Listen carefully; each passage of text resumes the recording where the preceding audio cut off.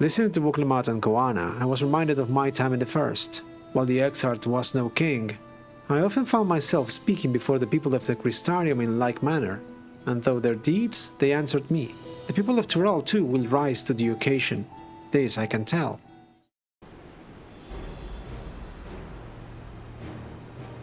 Well, the hour of departure is at hand. Those of us remaining here shall accompany you part of the way. I, for one, would like to see the dome firsthand. We set forth as soon as everyone is ready. I will inform Wuklamat that... There you are! Ah, Lamati.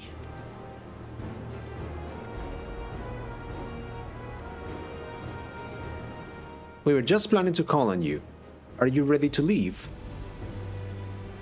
I am. Seeing the people come together as one, knowing they haven't given up hope, it was all the encouragement I could ask for.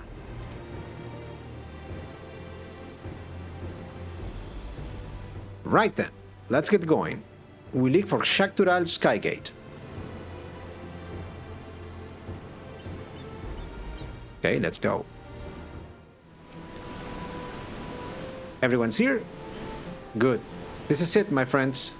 We got to strike down Zoraal Ja and secure peace for Tuliyollal.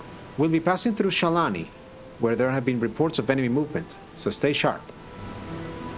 Actually, yes. I don't think the invaders just... They might have stopped on the way. Oh, ship.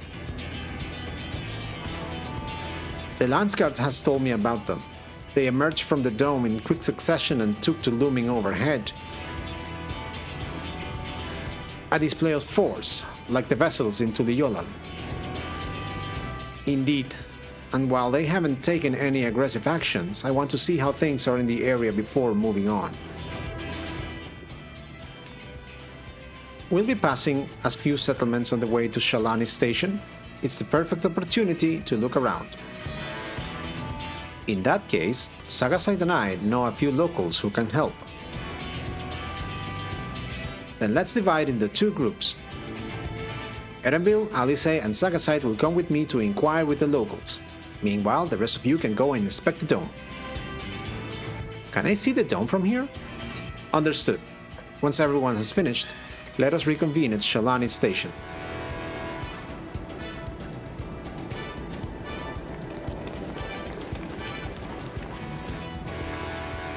We can start with Husatawi. That's where the Dust Watch is based, if I remember correctly. You do. The Sheriff Kemaka should be able to tell us a few things. Can I see the dome from... Oh, yes, I can. Oh, it's you two. And I'll be. Bao Wuklamat as well. You're Sheriff of the Dust Watch, yes? What's the situation here in Husatawi? Well, the enemy hasn't tried to pick a fight with us yet. The ships gave us a shock when they first appeared, but they have just been floating there, holding position. That said, I have received some unsettling reports from elsewhere. We have been investigating to the extent we can, but we're spread thin and haven't looked in on Shashenewetsi Springs yet. Apparently, mechanical soldiers were seen in the vicinity. What? If this is true, then the people there are in danger. I worry about the other townships as well. If the rest of you could head to the springs, I'll pay a visit to Mewahid Son. I'll accompany Erenville. See you all in a while. And all clear this way. The mechanical soldiers don't seem to be in the area. Still, we should talk to the locals. Let's each make rounds and see what we can learn. Oh, you're the one who helped us the other day. Wolika and the others are out investigating, and they have confirmed that Nito Wigwe is safe. It was after the train had begun its journey back here that the dome appeared. So those who were riding the train then are fine, but we don't know what's become of those who disembarked in Yasulani. What a mess. And just after we finished fixing the tracks.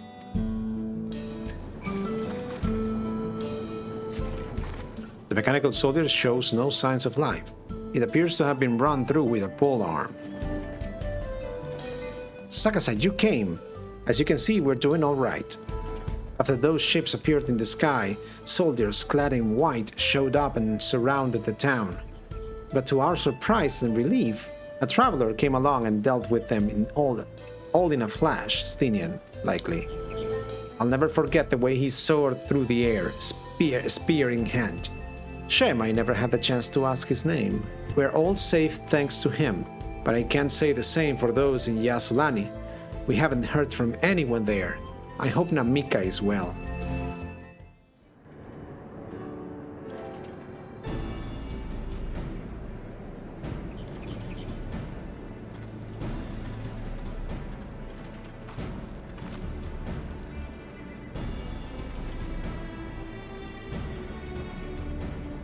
You heard about the spearman as well. That could have been anyone else. Nope, that's a Sphene. What's this? Someone spreading more gossip about me.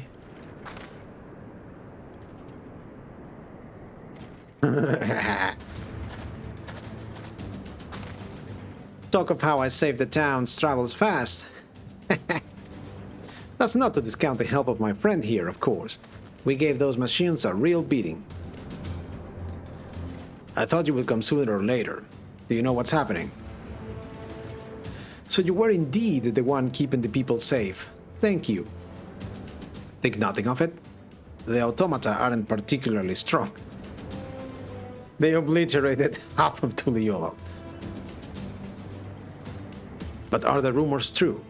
Zoraal Ja is slain? I'm afraid so. Zoraal Ja used some dirty trick to get the better of him. We'll make him pay for what he's done. Mark my words.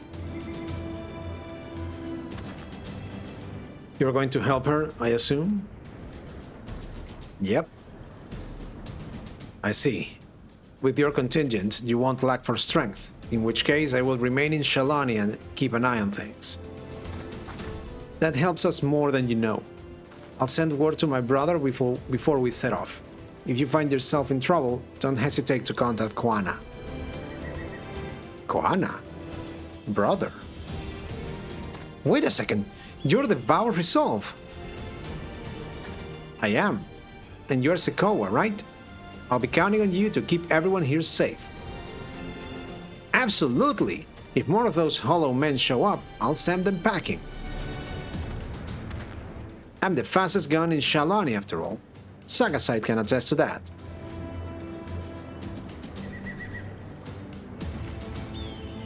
Glad to hear it. We leave Shaaloani in your capable hands. Let's get patrolling right away then.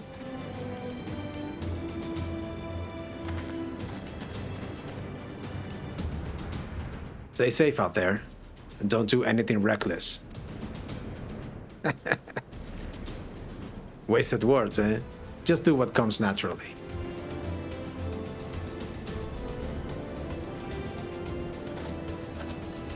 I mean, Sphene has been pretty much a side character in this expansion. Right then, it's time we headed to the station and joined the others.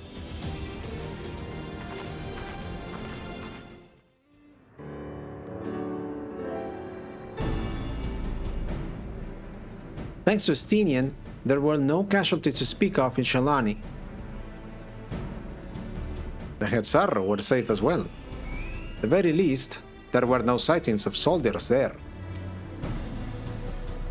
What about the dome? Did you learn anything of note? It is composed of exceedingly high concentrations of lightning energy. To even touch the barrier would prove fatal. When approaching it, we must exercise all caution. Then how are we supposed to get inside? If Zoraal Ja and his army emerge from within, there ought to be an entrance. An entrance, you say? It so happens we might have an inkling where one is. Oh, hi guys. These are the engineers at Shaktural Railing. which operates the train between Shaaloani and Shaaloani.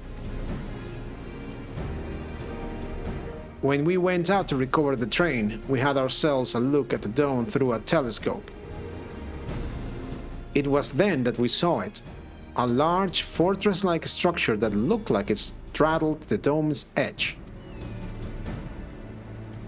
You're telling us part of it is inside and part of it outside? That seemed to be the case, yes. Well, we only observed from afar. The soldiers were coming and going from it. From that, I would say it serves as a passage between the outside world and whatever's inside. But as you would expect, the area was heavily defended. It won't be easy to get near. Do you know what became of the passengers who went to Shaaloani? Wuglamat's nursemaid was among them, a woman named Namikka. What?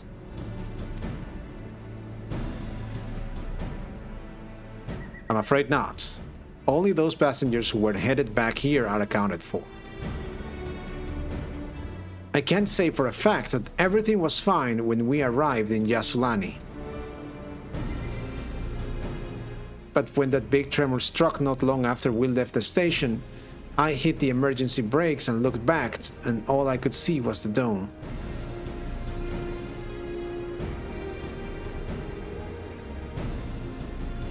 What's more, the fortress sits right on the tracks of all places. What are the odds of that, eh?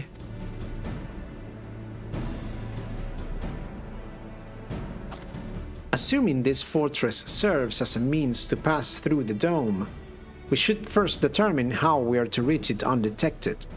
So that must be the next dungeon. I don't care if we are detected. I say we smash our way inside. Despite how it sounds, I actually gave this some thought. Zoraal Ja wants me to prove that I'm my father's worthy successor. If I fail, he'll destroy Tuliyollal. By charging in head-on, I make my intentions plain as day, and in so doing, keep his eyes on me. A bold strategy. I like it. Of course, your plan will be no good if you're cut down before reaching their base. What you need is something that'll get you there quick and break through their defenses with a single decisive blow. And we have just that. Since the tracks go straight to the fortress, we can reinforce our train with armor, load her with all the fuel she'll carry, and send her hurtling at it to explode on impact. Smart. But that would sacrifice the train. Chief, have you gone insane? You were just saying how relieved you were the train's in one piece, and now you want to turn it into a bomb? The train's not important. Our dream was to have railroads running from coast to coast, remember? If these invaders have their way, there may not be any more railroads, let alone trains to run on them. Is that what you want?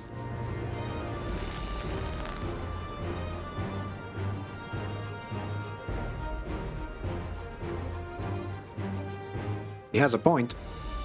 It's a sacrifice we have to make. True.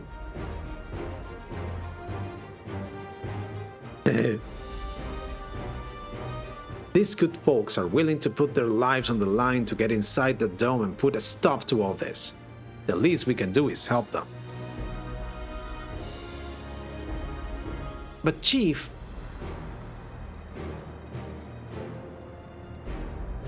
Listen. No matter how hard things may get, no matter how many times we fall, we can always get back up. As long as we're alive, we can always build another train. So have faith and quit your complaining. But what if we fall really, really hard? There's no getting back up if we're dead.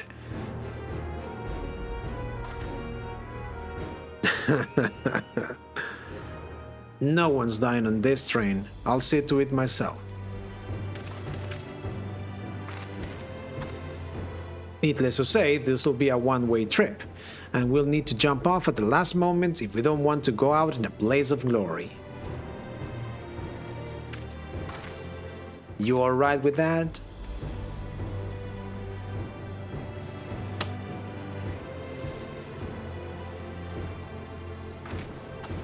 There is no changing her mind, is there?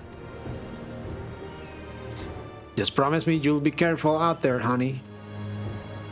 Oh, there are a couple. Okay. We'll keep your wife safe. We promise. We won't leave you with any sorrows to drown. Never fear. Seeing as I've never had a drink in my life, I certainly hope not. It would be a lie to say the loss of the train doesn't concern me. But with good friends and my loving wife beside me, that's all I really need in the end. Yeah. Well, at least it will go down as legendary train that saved Zoraal. That it will. But first we got work to do, so she'll look the part. So yeah, that's that mechanical dungeon. We throw the train to open the gates, and that's how we infiltrate the Golden City. Or the dome, at least. I don't know much about Magitech, but if there's anything I can do to help, you need but say the word. We'll keep that in mind. If any of you are willing and able to lend a hand, there's work that needs doing over at the storehouse.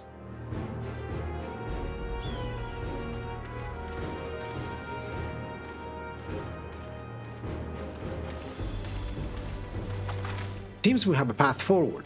I believe this is a good time for me to return to Tuliyollal and inform Koana of the situation. I shall return as well. I have new investigations to pursue.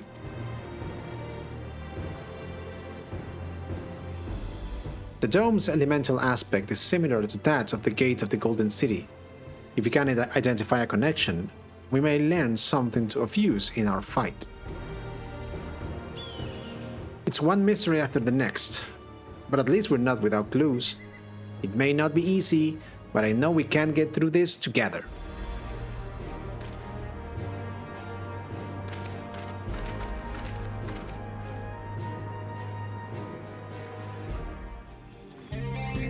Even only just having met them, I can see how important the train is to Walika and the engineers.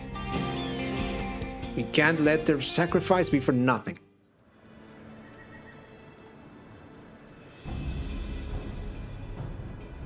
While I have no objections to the plan itself, I have one concern. How can we be certain Zoraal Ja will not strike Tuliyollal in retaliation? I considered the possibility, but when my brother told me to come and prove myself, he meant it. He wants to show that his kingdom is superior to Tuliyollal, and I'll give him no satisfaction to attack when he knows I'm not there. No, he'll be waiting inside the dome, waiting for us to challenge him so he can crush us and prove his strength. Indeed, if anything, we're more likely to put Tuliyollal in danger by not taking the fight to him. So we indulge Zoraal Ja, at least until Tuliyollal has shored up his defenses. Right, we'll charge him from the front and keep his eyes on us. During which time, Koana and I will find a way to fortify Tuliyollal. If you believe this is the best course, then we shall trust in your judgment. I expect there will be no small amount of enemy resistance, but we will do all in our power to assist you. Thank you. Well, time is of the essence. Let's go and see what's left to be done for the train. Looks like work is getting underway. We'll finish in no time at all. So what can we do to help? No need to hold back. As I understand it, the two of you met your fair share of craftsmen during the rites of succession. Would you happen to know a few who would be willing to come and help us complete modifications in the train? Of course. What sort of craftsmen did you have in mind? Let's see now.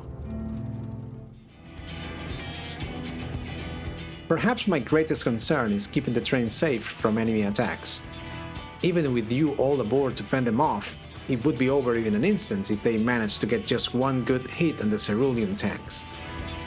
According to eyewitnesses, the soldiers use lightning-based weapons, so I have a mind to install grounding rods. Would you happen to know a carpenter who could handle that? We could ask Ugebu. We could ask the fellow with a fetish for formality.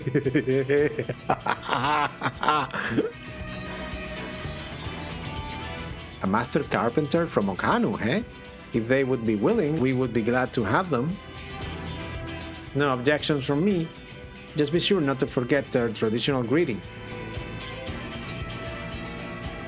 But we'll need more than just a carpenter if we want this done in a timely fashion. We've got a lot of equipment that needs moving.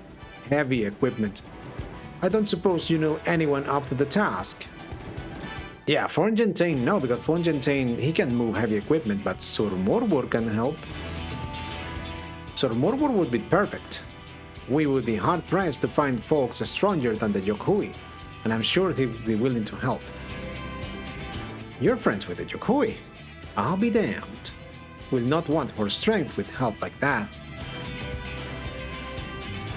Next, I would like to outfit the train with some powerful weaponry on its own. Like as not, the soldiers will be riding their flying vessels. We'll need countermeasures to deal with them. That's true. If I for one can't use magic, nor am I handy with a firearm like my brother. Any ideas for ranged weapons we can use? Let's borrow guns from Koana for everyone. Let's install ballistas on the train. Big ones. I don't know how many guns Koana might have, but I think in Yaktel, in the forest on Yaktel, there were some ballistas from the old war. Let's try this one. Ballistas, eh? Well, they're powerful. It seems to me it would take too long to reload between shots. If there were some sort of ballista that could reload quickly, then that might work. But weapons aren't exactly my field of expertise. Perhaps I can be of assistance. Right, you up there, Gratia.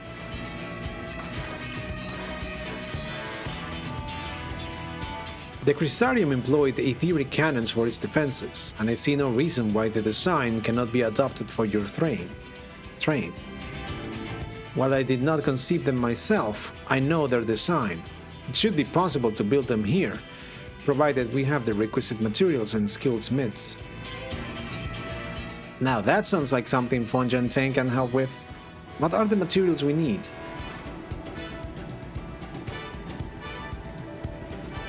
The barrel can be fashioned from any metal, so long as it's highly conductive to ether. To power the cannon, we will require fire-aspected crystals of the highest purity. Fire crystals, eh? Might be as the miners over at the springs can help with that. Then if I could leave the crystals and smiths in everyone's hands, I shall get started drawing up the schematics. Right then, I'll secure the smiths.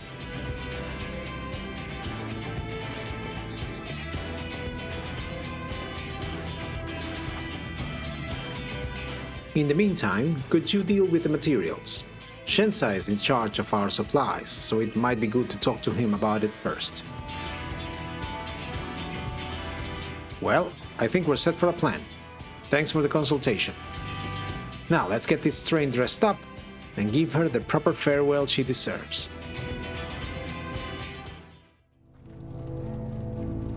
And the plan's coming together. To make good speed, I'm going to try and enlist some more help from among our friends back in Yogg-Dural. I'll leave the materials in your care. I think I shall Sensa over to the southeast. That should be enough lumber for the armor. What else do we need? Oh, sorry, I didn't see you there. What can I do for you? Etheric cannons. Interesting. I have an idea where we can get the conductive metal, so I'll take care of it. I'm not sure about the fire crystals though. Might be best if you spoke directly with a miner. Can I leave that to you? Sure. Great. You're friends with Iyate, aren't you? One of the best miners around. If anyone can get to the crystals you're after, it's her. Oh, Sagaset, what brings you around these parts? The purest fire crystals, you say? I think I heard tell about them before, but what was that about? Now I remember. Cerule analas. You can find them in the south of town. They actually ingest fire crystals and keep them in their gut, if you can believe it. If you want the purest crystals though, you'll have to go after the oldest, toughest analas. Nothing you can't handle, right? I'll show you where you can find some to hunt. Looking forward to seeing why Erenville thinks so highly of you. There's quite a lot of fiery wildlife in these parts. We think it's due to the ceruleum, but no one can say for sure. Still, it's not often that you see the bigger dominating sort, and that's what you need. What you'll have to do is hunt down a few of their kind. Establish yourself as a threat. That's known to draw out the leader. That's the spirit. While you're on the hunt, I'll keep watch nearby to make sure no hapless travelers come stumbling in. Hostile presence, okay.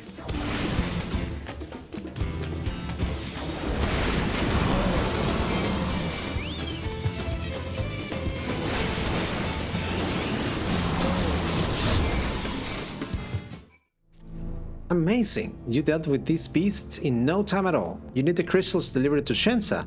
I'll see that he gets it. These fire crystals are for the train, aren't they? I heard about your plans to enter the dome. I want to thank you for going to such lengths to stop these invaders. And though he would grumble if he knew I was asking this, please take care of Eleneshpia. Anyway, I had best be on my way, and you as well. In case you're going to meet her, I saw Wuklamat heading for the station. Shensa told me you've got the crystals from him. Good work. I just returned from looking for extra help. We'll see in a moment who answers the call. All will be in readiness for them when they arrive. Damn it. I'm idle for a moment and all I can think about is my home.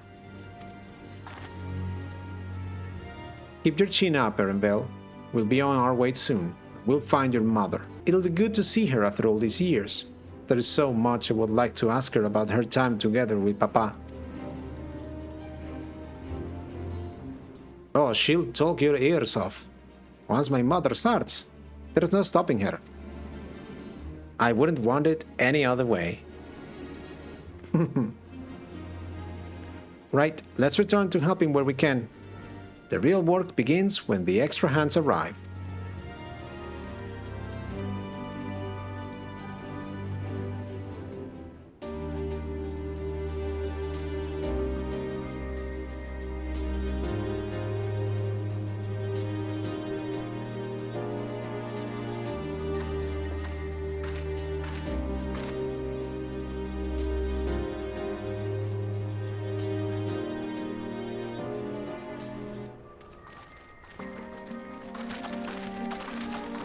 Thanks for making the trek here. To be honest, I wasn't expecting so many of you. Since the attack on Tuliolo, I had been wondering if there was aught I could do to help. So when I heard about the upcoming operation from Bao Koana, I leapt at the chance to do my part. Peace will be restored, and then we can all enjoy a nice cup of mezcal. This is our home, and we'll do whatever it takes to keep it safe. While I assist with the efforts here, the High Luminary Gorforlur does the same at the capital. I'm truly grateful. With all of us working together, there's nothing we can't accomplish.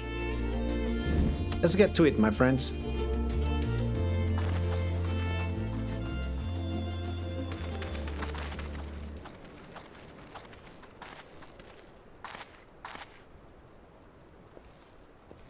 Yes, let's get to it.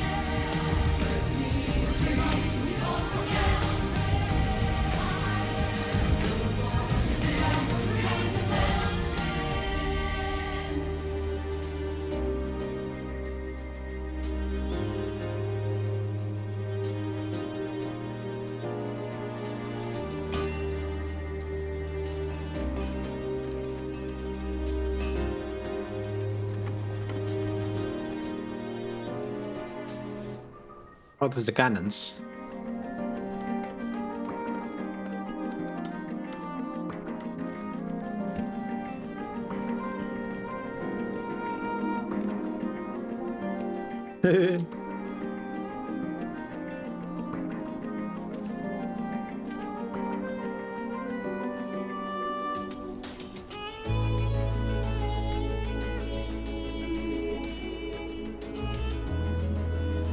All right, everyone, that'll do it.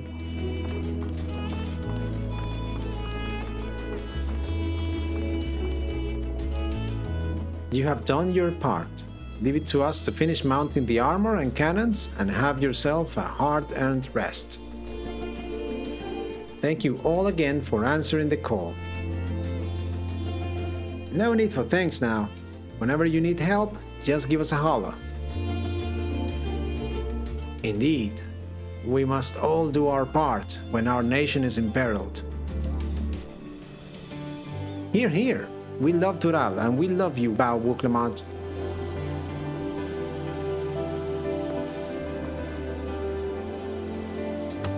I love you all too. Your kindness and goodwill will not be in vain.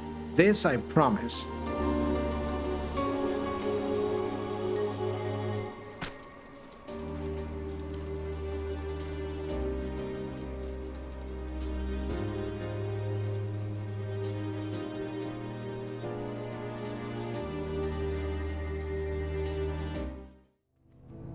Thanks again for all your help. Wouldn't have been able to finish so quickly without you. Go and rest up, friend. Won't be long before the train's ready. From here on out, we won't stop working till the train's ready. If you have any preparations, now would be a good time to see them. The boarding call will come before you know it. Right, we're just about done with the modifications, but I have to stress that we cannot afford a test run. It's fine. We understand and accept the risks. We have faith in you and your craft. I'm sure everything will go to plan. With all the hard work everyone's put in, it couldn't be otherwise.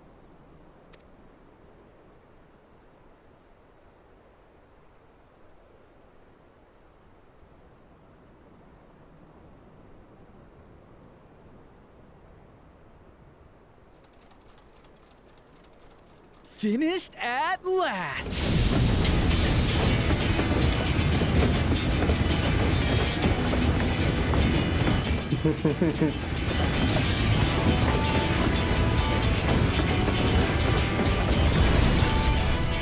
Behold, the pinnacle of locomotive engineering, the Dawn Blazer.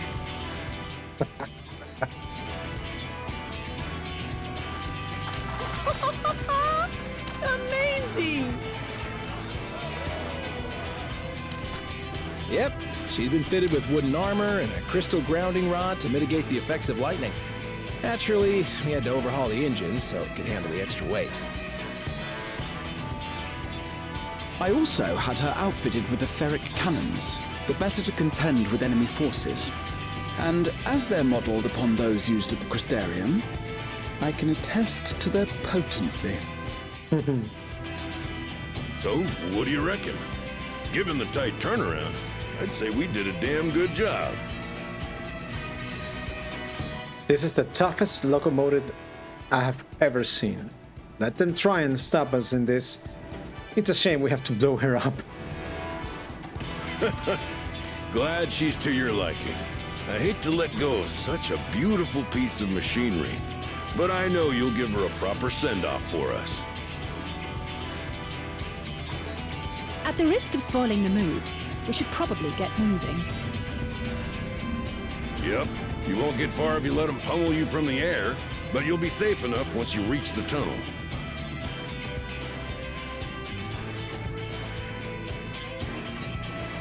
In that case, I will conceal the train with a spell once everyone is on board. Okay, It nice. should last long enough for us to reach the tunnel unnoticed.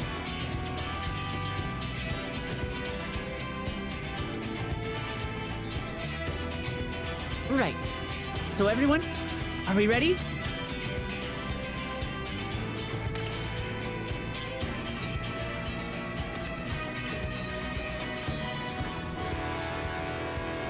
We've done all we can. Rest is up to you. I won't let you down.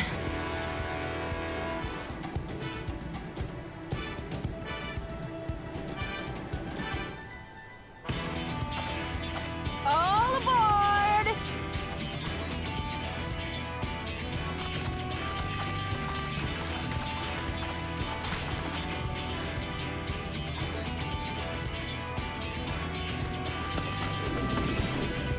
Vanish! He knows break, he knows vanish, he's old school Final Fantasy. At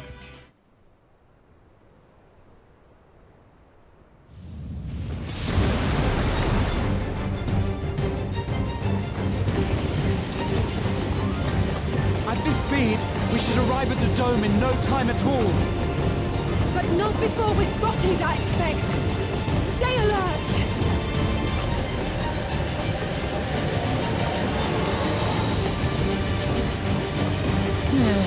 Here we go. Oh. Stand fast, everyone.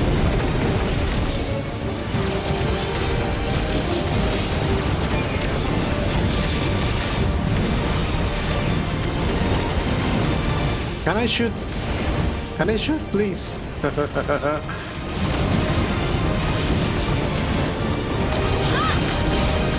No, you don't. Nice.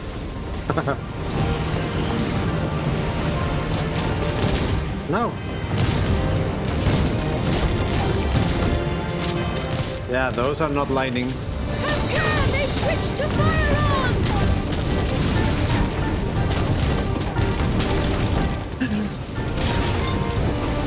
Oh, smart. Okay.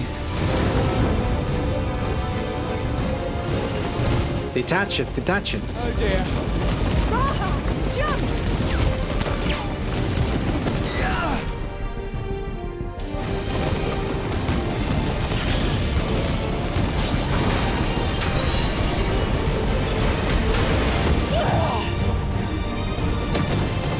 Whoa, whoa, whoa, whoa.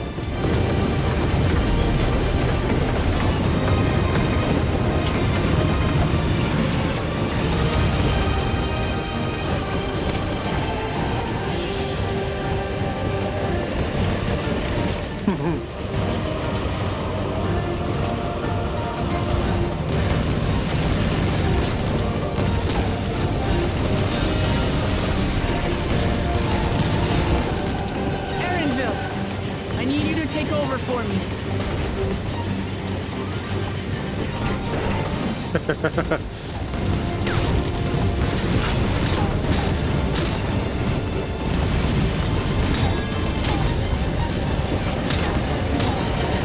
Oh, she's protecting the crystals. Okay.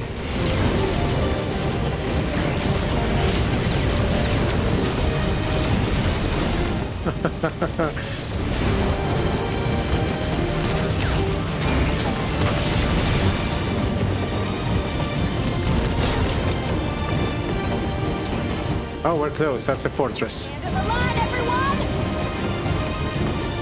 Ow, ow, ow. That must hurt.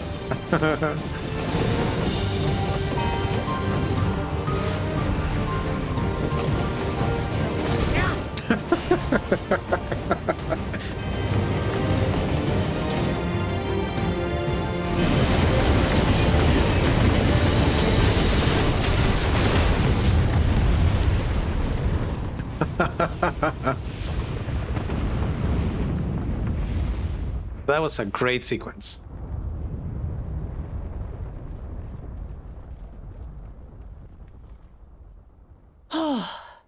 That was too close. Still alive, Erenville? Mostly.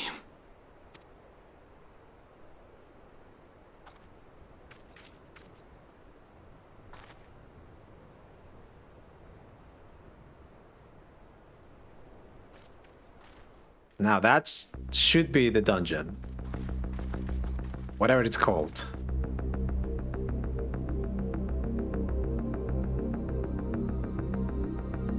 Yeah, there was a video of a Viper fighting a robot there. At last, the enemy stronghold.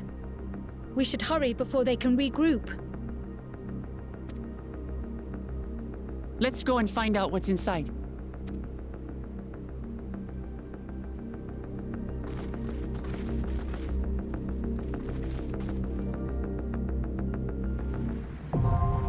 Vanguard, now accessible.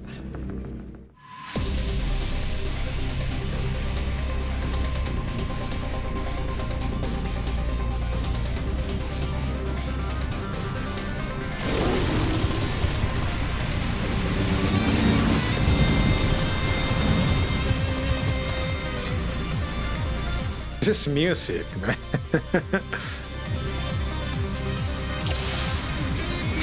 Hey.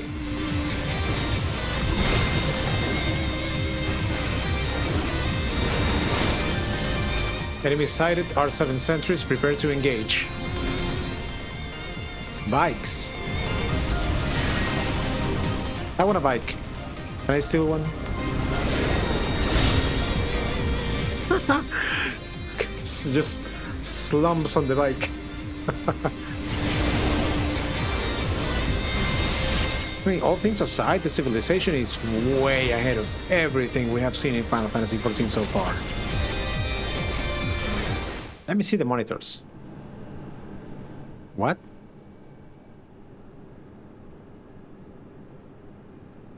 It's a person. That's such a serious breach should be allowed, but it ends now.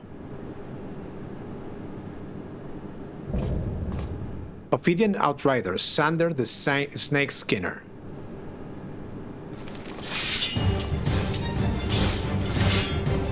We redeem our honor with your lives. So it's a person from the other... You truly believe yourself a match for us? The audacity. Zoraal Ja will have your head on a pike. So he... Oh, okay, so he knows, okay. He's gonna don the armor, he's too weak.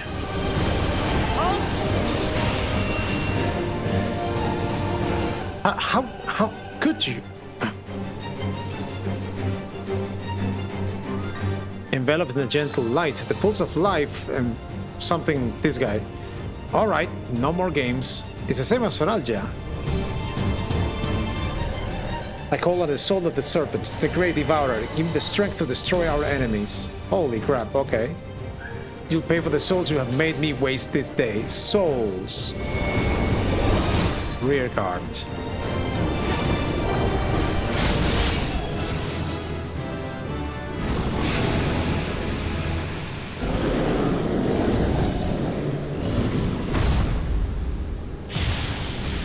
So they can rest once. And he spent souls. Vanguard jacket and Vanguard what? Well, let's see the jacket. Oh. Okay. And it has a little Pikachu in it. Okay. This is good. I'll worry about the letter. I like this. Very cyberpunk. Okay. What greeted us was not the home that I had left behind. There was no mistaking we had reached Shaaloani, and yet it was wholly unlike my memories. The lands of my childhood had changed beyond imagining.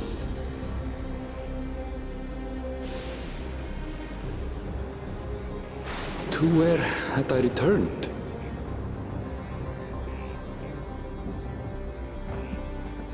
We tread on, the darkened skies above a mirror to my heart, clouded with fear and uncertainty.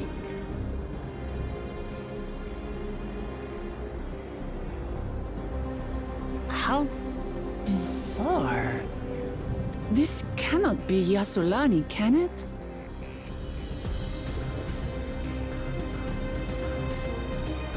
Heritage found.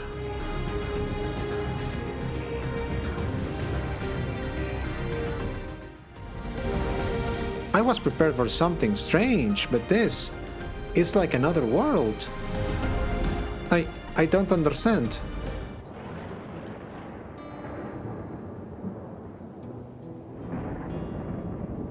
It doesn't make sense. That tower, was it always there? No. No, definitely not. Nor the wall over there.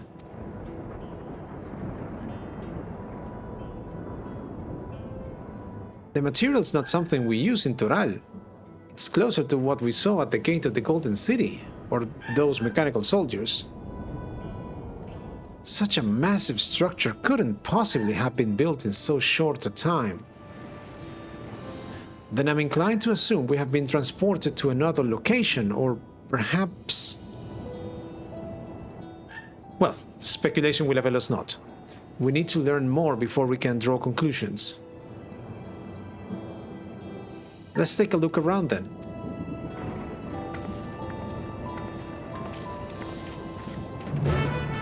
Yeah, my money is, and this is somehow part of the other reflection that has been mushed together with ours, with the source.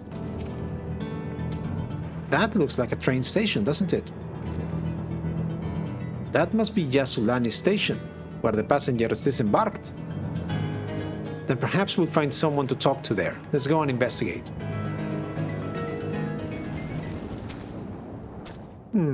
I'm pretty sure this is Shaaloani station. But from the state of it, I would swear it was abandoned years ago.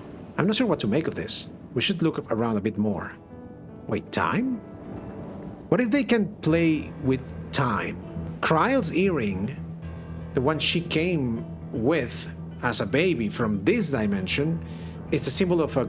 Well, no, that was a green mage, not a time mage. The building is a rotting husk. It has clearly been many years since anyone's lived here. You find a train turntable. The thick layers of rust suggest it hasn't been used in years. So, okay, there's some time shenanigans here, but how? The tracks are heavily rusted. It would seem they haven't been tended to for a long while. Finished poking around, have you? Let's gather everyone then. I want you all to take a look at this. It's one of the mechanical soldiers. Long since broken, apparently. But I would say its presence confirms that this is indeed Zoraal Ja's domain we're in. What about the rest of you? Did you learn anything?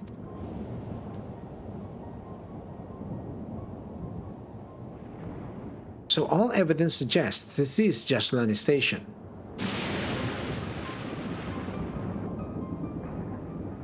Aye, and I have no doubt we're in Shaaloani. But I don't understand why these buildings are so run down. They were completed barely a year ago. For new structures to deteriorate and enormous ones to appear in a flash, if I didn't know better, I would say time flows differently here. Is such a thing even possible?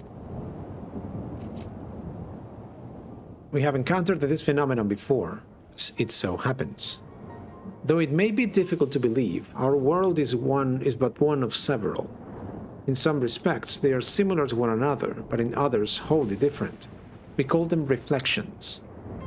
Simply put, the rift between the dimensions causes time to flow at a different pace in each world. While hours pass in one, years may have come and gone in another. But if this is Shaaloani, then we should still be in the source. The flow of time should be synchronized. I'm not sure I follow all this talk of reflections and dimensions. But if Erenbil says this is Shaaloani, then it must be. Your village is a little further along, right?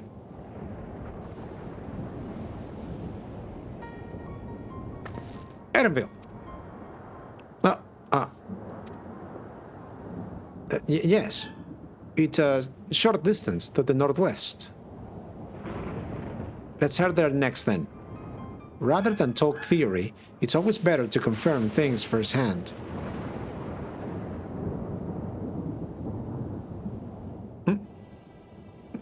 May I be of assistance? It's still functioning.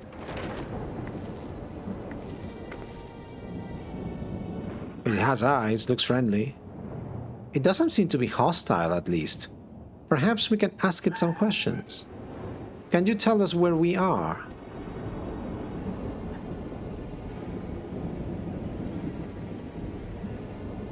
Unable to confirm credentials. Bzz. Please present citizen identification. Unable to confirm credentials. Bzz. Confirm. Bzz. Confirm. Bzz. Seems it's broken after all. Too strange by half. Let's leave it be and get going.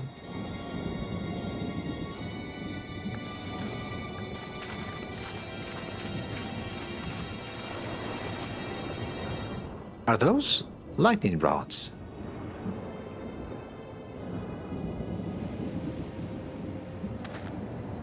Would you accompany me for a moment? There's something I wish to investigate.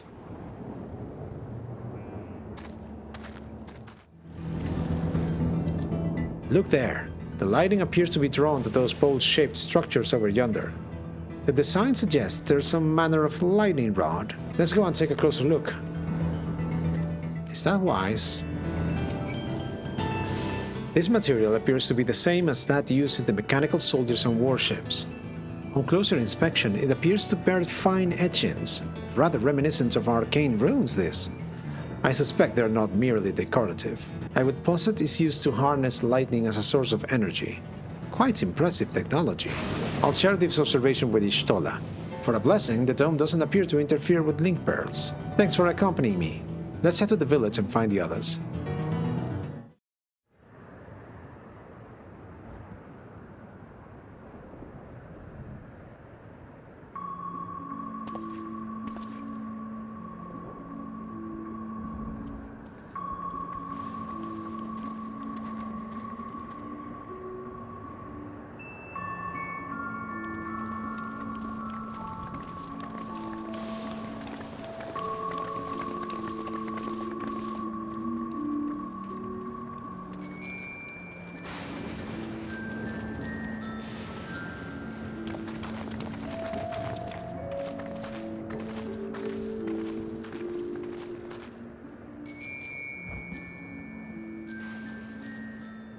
My home. It's in ruins. But why? What happened here?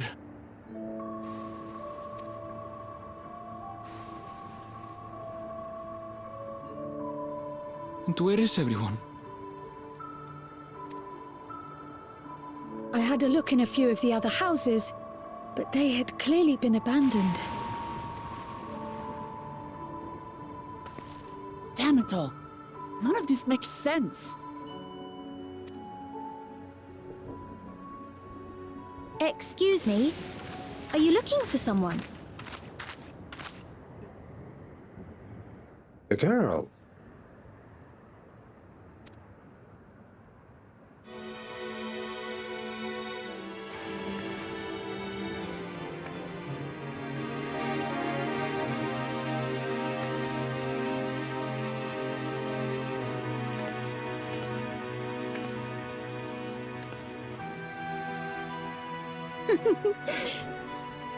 I apologize for giving you a fright. However, I did have reason to keep to the shadows. There's text in this thing on her chest. That little music, it sounds familiar. I don't know where. She looks friendly, but could be a ruse. Zoraal Ja has told me a great deal about you. But you know Zoraal Ja. Zoraal Ja?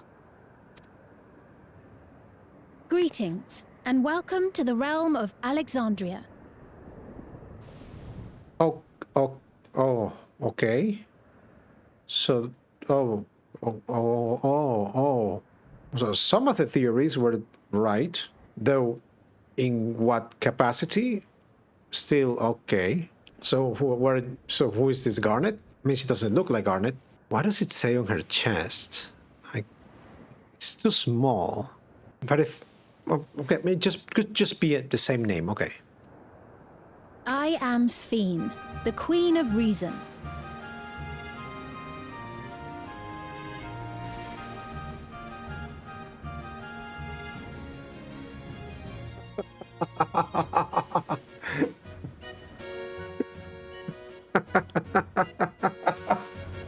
No!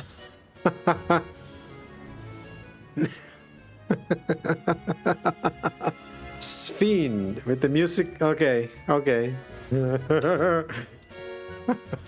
I have a friend who already finished the MSQ, but he hasn't played. I think 14 is the only one he has played, maybe 7. He has no idea what this means.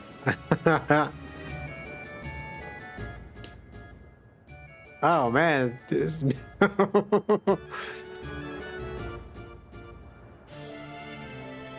Queen of Reason? But wait, so wait, I just realized. So they have okay, reason. Just like Puklamat is the power of reason. If you are the Queen of Reason, is there perhaps a... Yes, if you mean to ask if there is a King of Resolve. Zoraal Ja holds that title, and together do we reign. Did he bring that to this world? Or was it one of those shard things?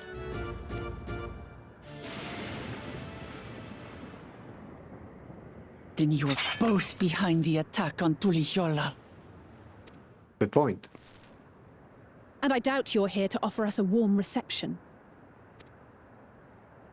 No, you have it all wrong. I am not come to fight. Zoraal Ja rules alongside me, but that is a matter of expedience. In truth, we are at odds, he and I. It is at considerable risk to myself and my people that I come before you to beg your aid. Beg my aid. She has text in the back of her here. I don't know if it's a tattoo in her body or part of the dress. It's also text here. In her defense, when she was present in Tuliyola, she didn't look so happy to see people die. Just to keep in mind. Our aid? I'll admit I cannot imagine King Zoraal Ja is keen to share and share alike. But if what you say is true, you're still the queen.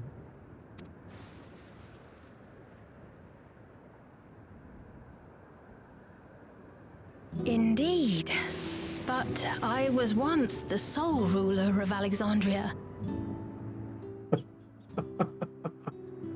I mean, I can't help it, the music.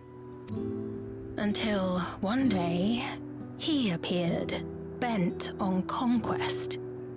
In my weakness, I feared his power. So I persuaded him to forego violence and strike a bargain. I would remain queen, and he would receive technology that would empower him to achieve even loftier ambitions, along with the knowledge to use it. But he still used that for violence. A gamble, to be sure, but if it might spare my people... But it doesn't make that doesn't make sense. This civilization is incredibly advanced. What would they have to fear from one lizard with 2 swords? Spare your people. Your people could have destroyed Zoraal Ja with like lasers and everything that you have thrown at me. Doesn't make any sense.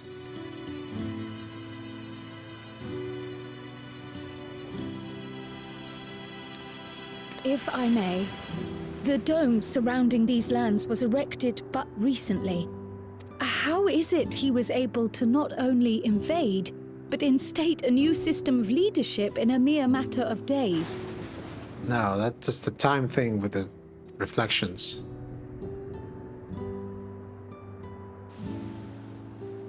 I've never heard of your realm. And this place is, or at least was, Shaaloani. The house I grew up in is still here. But 3 years ago, that tower and these strange contrivances weren't. Nor was our village in ruins. Where did you come from? And what happened to the people who lived here? You must know!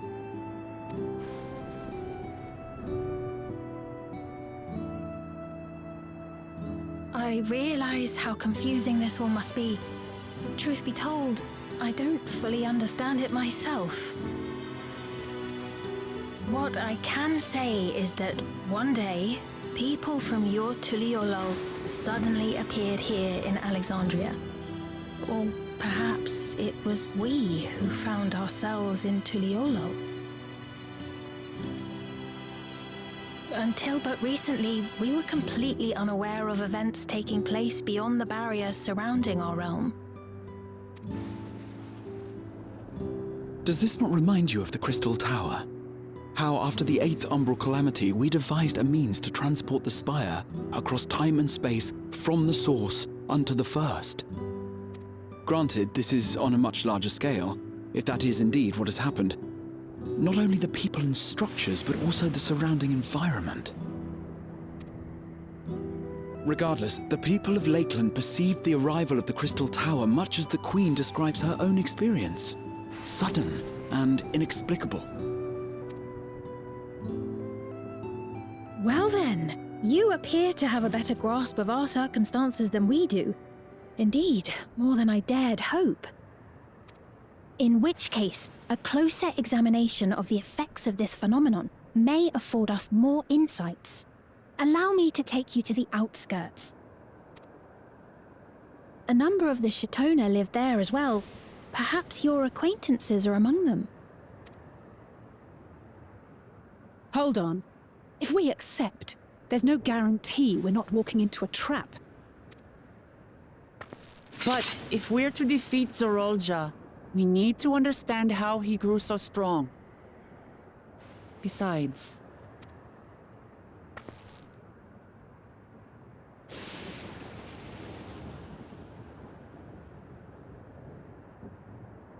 You're right. Queen Sphene, before we go, Your Majesty, I have to ask, did you really have nothing to do with the attack on Tuliolol? Noble Wook Lamart, shall we dispense with the formalities? I'll not deny the soldiers and airships that attacked your people are products of Alexandria. But it was Zoraal Ja, not we, who fashioned them into weapons of war and laid siege to Tuliolol. How did you allow this to happen? So he alone is to blame. No, I may not have prosecuted this war, but I nevertheless bear responsibility for it. Perhaps. I know next to nothing about you, let alone what you've been through. So by all means, show us around. I think we'll learn a lot from meeting your people.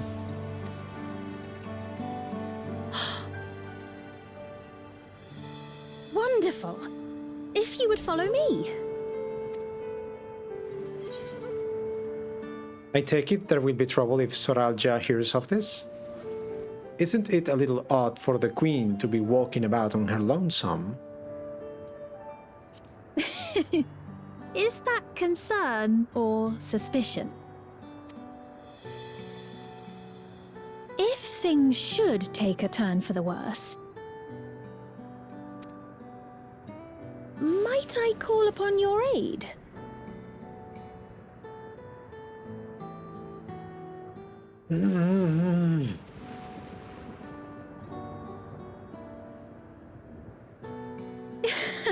I jest, of course. But you do strike me as the most capable here.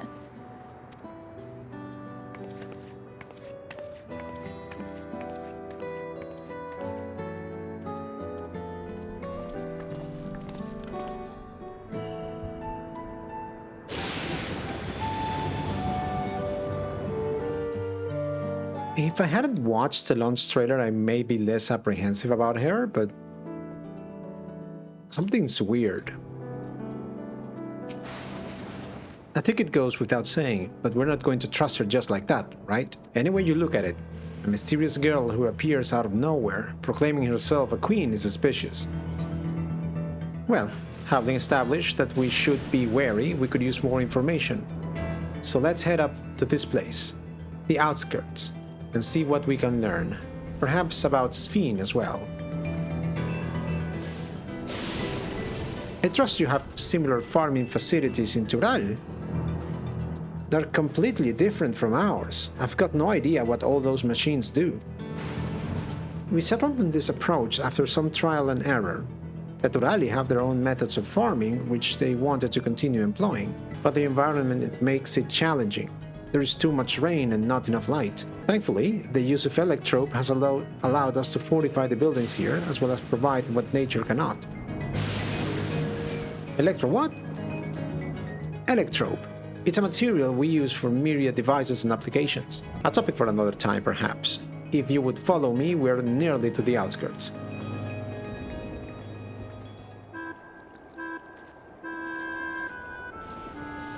Here we are. Though you'll doubtless find much of what you see in Alexandria strange, the traditional agriculture practiced in this village at least should be familiar. What does it say on her brooch? I cannot read it.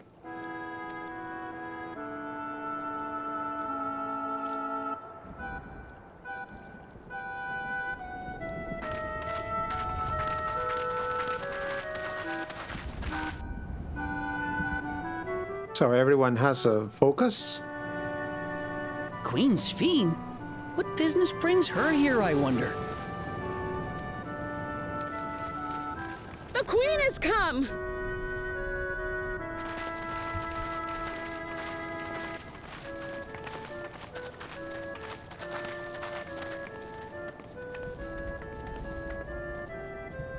You look well, Paquine.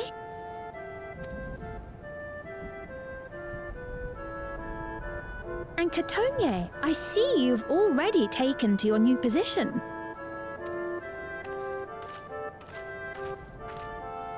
Are these When she introduced herself as queen, I was expecting someone colder. Honestly, she reminds me of you, Lamachi. I mean, they are the parallels, but I wonder if this is just a facade, because she knows a lot about us. Weird.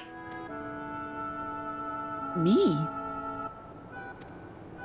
It's only natural for a ruler to love her people. Or maybe Sphene is a shard of Lamati. And I should like to know them as best I can, even the most trifling details. The more you come to know them, the more you grow to love them. Who they are and what they've built. That's it. Beautifully put.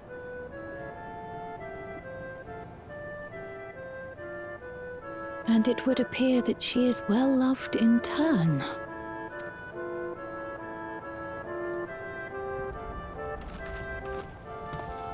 Your Majesty, you honor us with your presence. And who are these fine people? Tuliolol's vow of resolve Wuklamat and her companions. They come from beyond the barrier, but you needn't worry. They are good people and are to be treated as my honored guests. The rumors of a link to the outside are true, then. Wuklamat is still so young. Oh, where are my manners? I am Popone, a leader of sorts of the people living out here. Papone? That has a ton of Outandring to it. Right you are. I take it you hail from this region as well? Teshpiani, perhaps? Yes, I do. I don't suppose you know a woman by the name of Cahciua. Cahciua. Cahciua. I'm afraid I'm not sure if I've ever met someone with that name.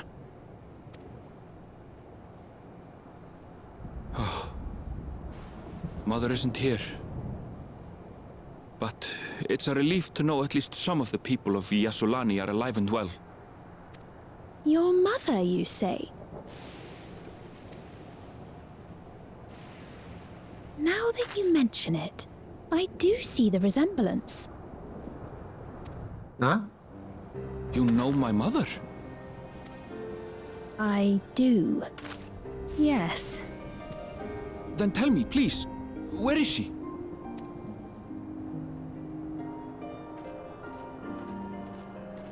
I cannot say. Not here, but I promise I will in due time. Oh, the soldier, okay.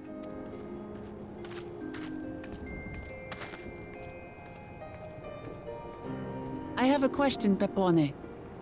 Do you recall what happened the day the dome first appeared? The barrier? Well, I remember fixing a shelf that had collapsed after a terrible earthquake.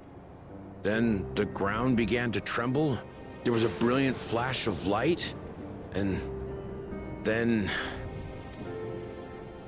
Forgive me, my recollection of it all is rather poor. You needn't push yourself, Pepone.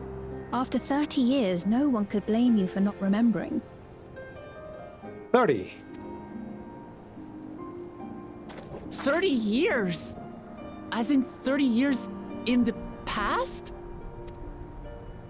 Absurd though it may sound, there is no doubt in my mind the events that led to the joining of our lands occurred 30 years ago. Which is not to say I understand why our perceptions of the intervening time are so radically different. We only just became aware of the discrepancy when Zoraal Ja's military base was completed, and we were at last able to venture beyond the barrier.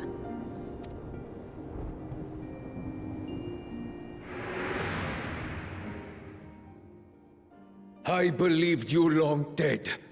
To have the chance to kill you myself is an unforeseen blessing. Ah.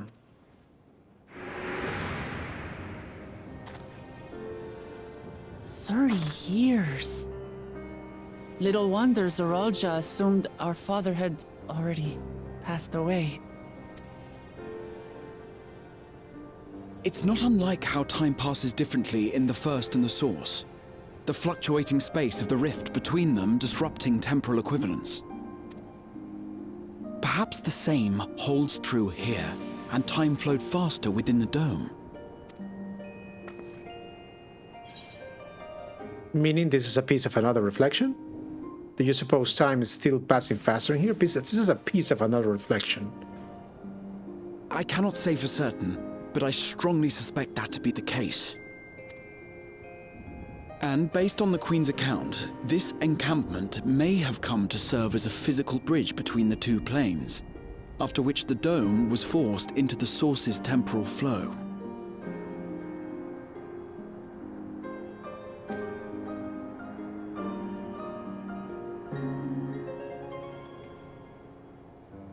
If we're to be certain of anything, we need more information. Sphene, would it be all right if we had a look around and spoke with the townspeople? By all means. Time to see what we can see of Alexandria, then.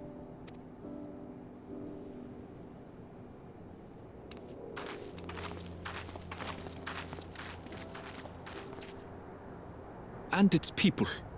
I may yet find familiar faces among the survivors from Shaaloani.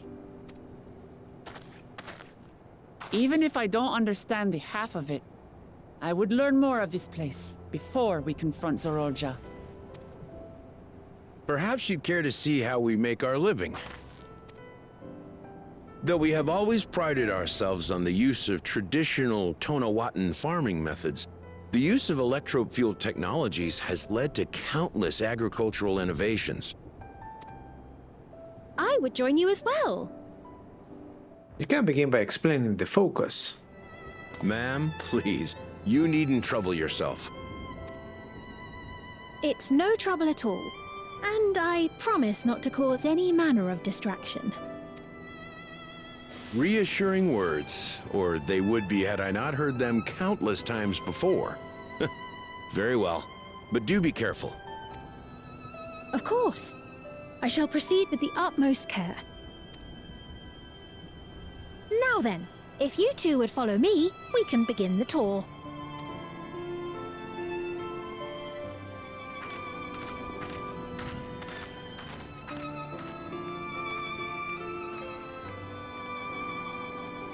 I can't say that I trust her yet, but I trust that her affection for these people is genuine. And that's enough for me.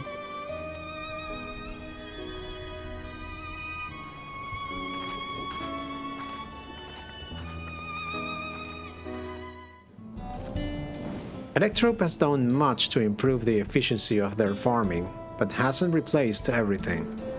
The people wanted to preserve their old way of life, and we did not want to force ours upon them.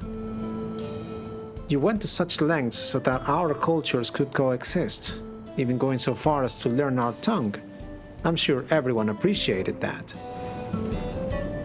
Communication was thankfully not an issue, for the Turali tongue is surprisingly similar to Alexandrian. Yes, the soldiers in the base spoke our language. Of course, there are words and phrases for which there is no equivalent, but those can be taught with minimal effort. Though mutual respect, understanding and patience, we Alexandrians and Turali have learned a great deal from one another, and I am sure there is much you wish to learn as well.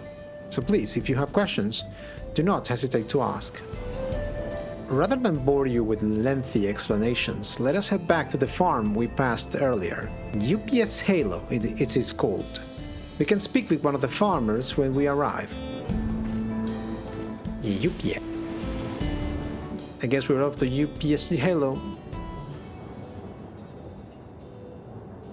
Allow me to introduce you to Mahusa, one of the most experienced farmhands in all of Alexandria. She's well versed in myriad farming techniques. Indeed, the wealth of knowledge she has shared with the other farmers is what has allowed this place to flourish. Queen Sphene, to what do I owe this sudden shower of praise? My apologies for the interruption. I am come with guests from beyond the barrier. They wish to learn more of Alexandria, and so I invited them to see how our crops are grown. I do hope that's all right. So the rumors of visitors from the outside were true. What manner of hosts would we be to deny them a look around? And I gather your majesty also intended to check on things here? You know me too well, Mahusa. I thought to see this opportunity to see how the farmers fare, and perhaps pepper them with a few questions, though I do so enjoy observing and taking part in the work too. It would appear we have her permission, so please walk the grounds to your heart's content. You go on ahead. I'll keep Sphene company. Don't misunderstand. I'm not the suspicious type, but given our positions, it would make sense for us to go around together, wouldn't you say?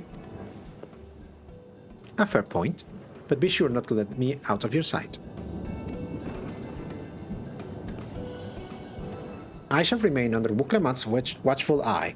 Pray, come find us after you have seen your fill and spoken with the other farmhands.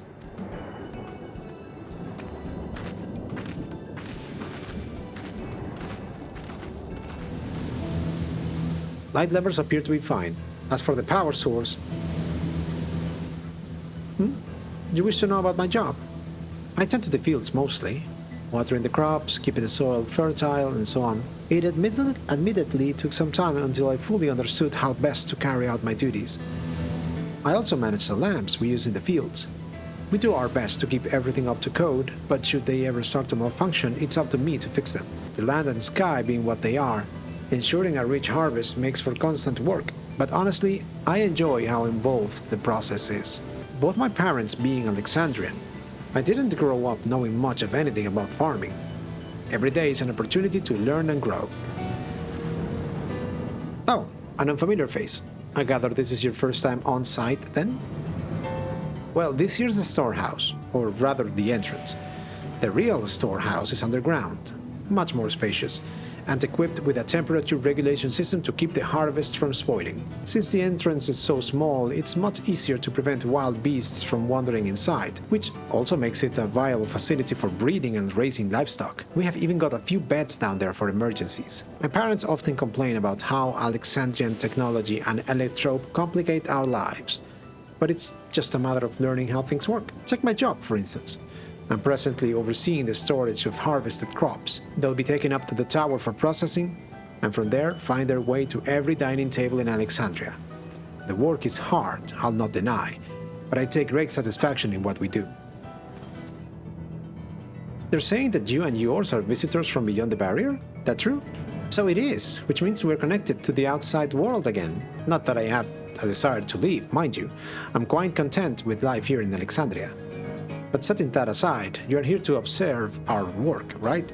As you can see, I'm in charge of livestock. Here at the UPS Halo, we produce not only fruits and vegetables, but also meat, poultry, and eggs. Tending the animals is an absolute joy, but I have to be careful not to grow attached. It's always a little sad when they're shipped off, but a job is a job. Well, I need to get back to it. But it was nice talking to you. Please keep my regards to the Queen. I see. Don't be too hard on yourself. Anyone would have been hard-pressed to deal with such a thing. Oh, welcome back. My apologies for failing to notice your return. I gather you have had your fill of speaking with the farmers. Then let us return to Mahusa.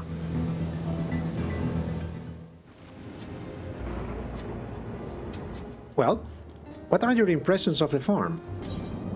Everything was surprisingly normal. I was amazed that everyone loves their work. Electrope is quite impressive. Love their work.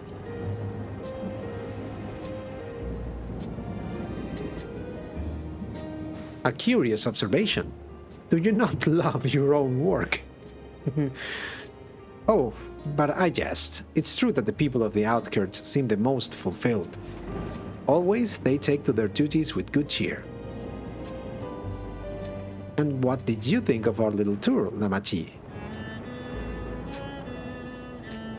What did you call me? Was that inappropriate? My apologies. I heard the others called you by that name and I thought... No, it's fine. As you said before, we have no need for titles and formalities.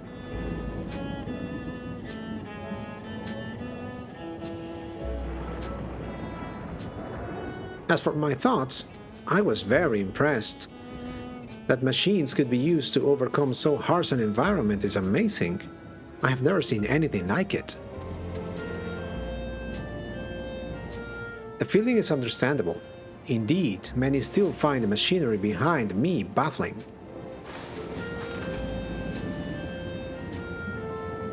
Silo? It's a system that controls the distribution of water for the fields and livestock. It's been acting up lately, though.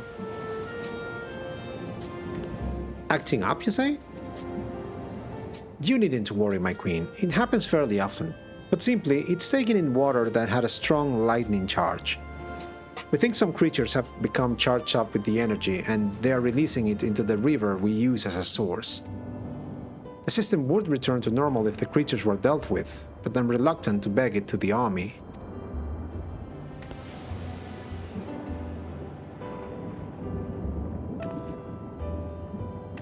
We could take care of it if you would like.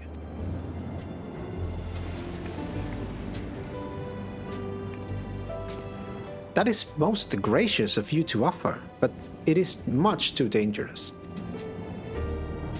Oh, it's no trouble for the vow of resolve to Liolal. Regardless of how the relationship between our nations may develop, if there are people in need, I want to help. Simple as that. And Sagasite is even stronger than I am. It shouldn't take us long at all. Then, very well, I gracefully accept. Please, take all care.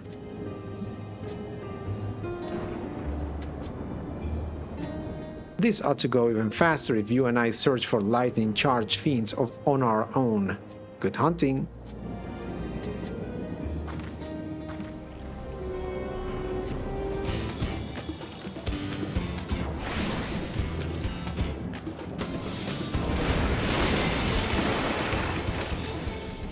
3, 2, 1, my thunder proc.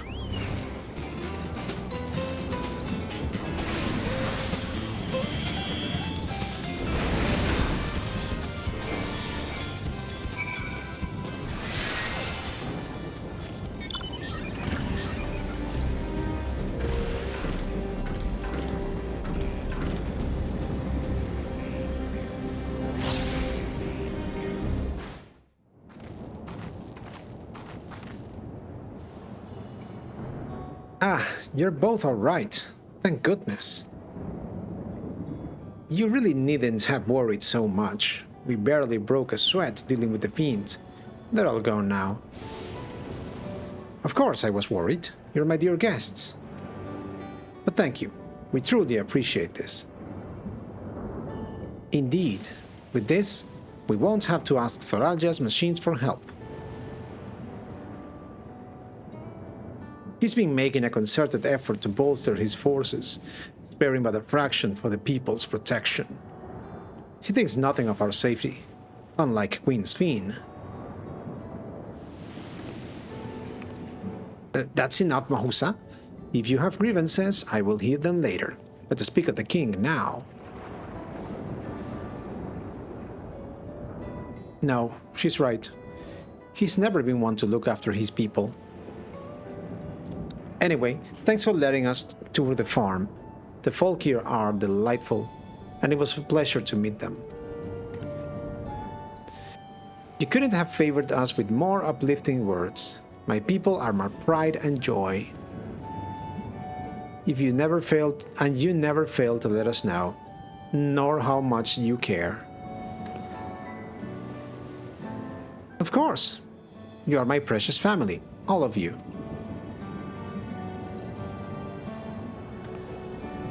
You seem a good sword, Sphene. That I'll admit. But you'll forgive me if I'm not ready to lower my guard for the enemy queen just yet. For you to be called that, I dread to imagine what villainy your majesty had committed. Or you don't know. Come now, this is no laughing matter.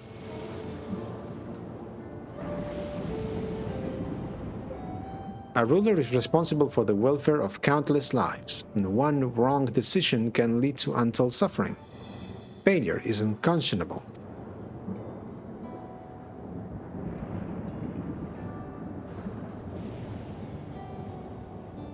Now, I believe we're done with the farm. Let's move on, shall we? Perhaps we should head back to the outskirts. I dare say your friends will also have returned by now. My thanks again for dealing with the fiends. Come and visit us anytime.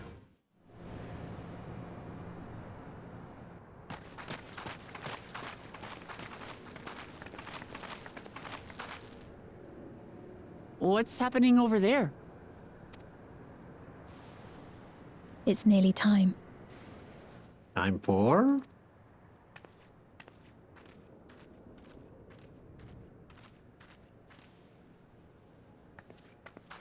Time for what? Hello? Little Miss Suspicious?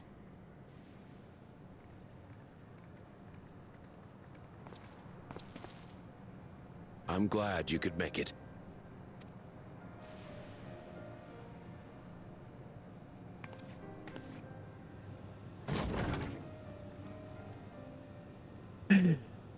Isn't she? Are you with us? Queen Sphene has come to see you.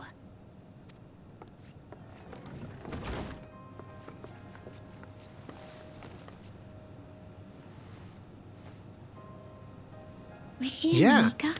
Namikka, Everything the bracelet. is going to be all right.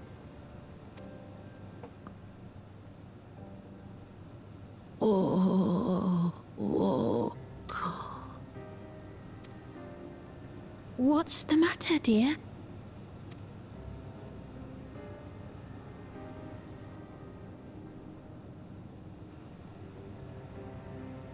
Yeah, it's Namikka.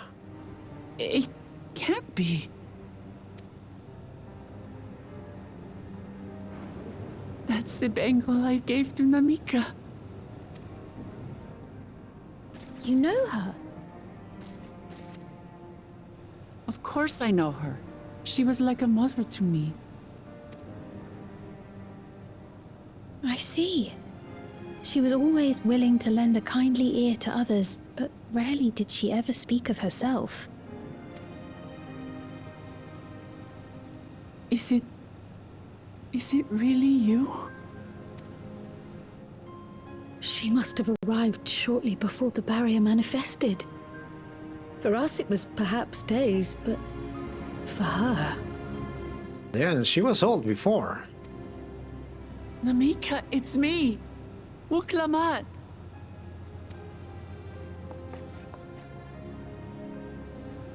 I'm afraid her time with us is nearly at an end.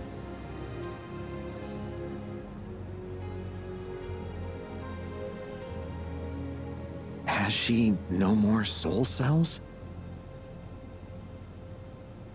I would like an explanation, thank you.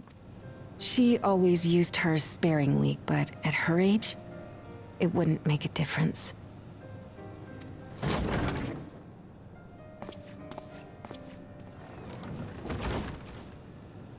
Ma'am, the ushers have arrived. Okay, what?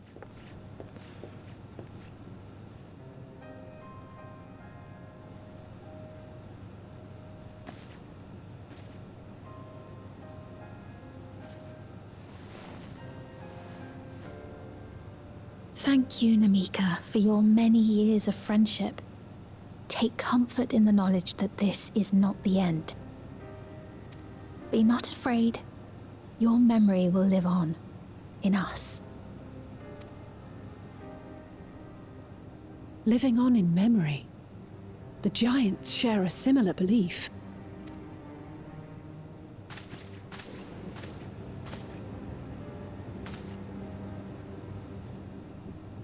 Wait! Where are you taking her? Worry not. She is being escorted to a medical facility in the tower. There we will ease her burden. I had hoped to make arrangements for her sooner, but she wished to remain here for as long as possible. I could not bring myself to refuse her.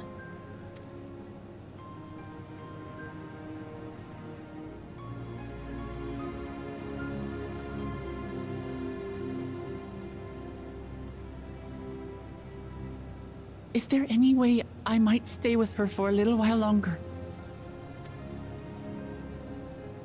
We may not share the same blood, but she was my mother. Please.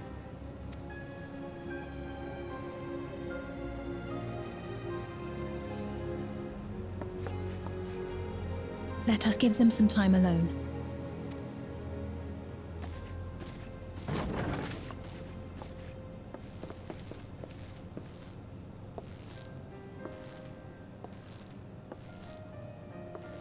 Everyone left, why am I still here?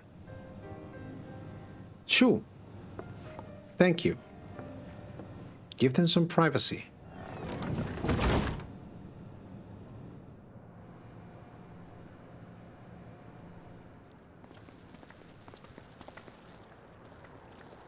She didn't speak, but I'm grateful that I could be with her at the end.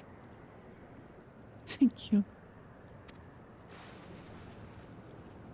It's not the end. Please explain. Oh, nothing. I was just thinking that we have much to discuss. Where shall we begin? With what we can be reasonably certain of, perhaps. Like, what is soul celled?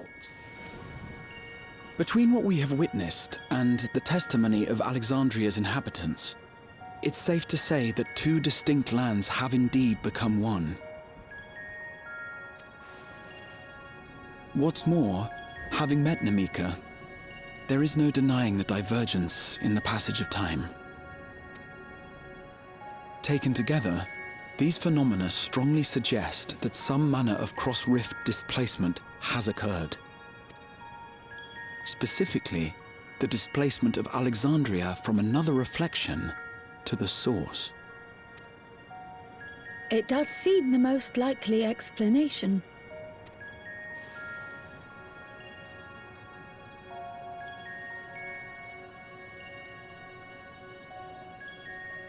What perplexes me, however, is the scale of said displacement.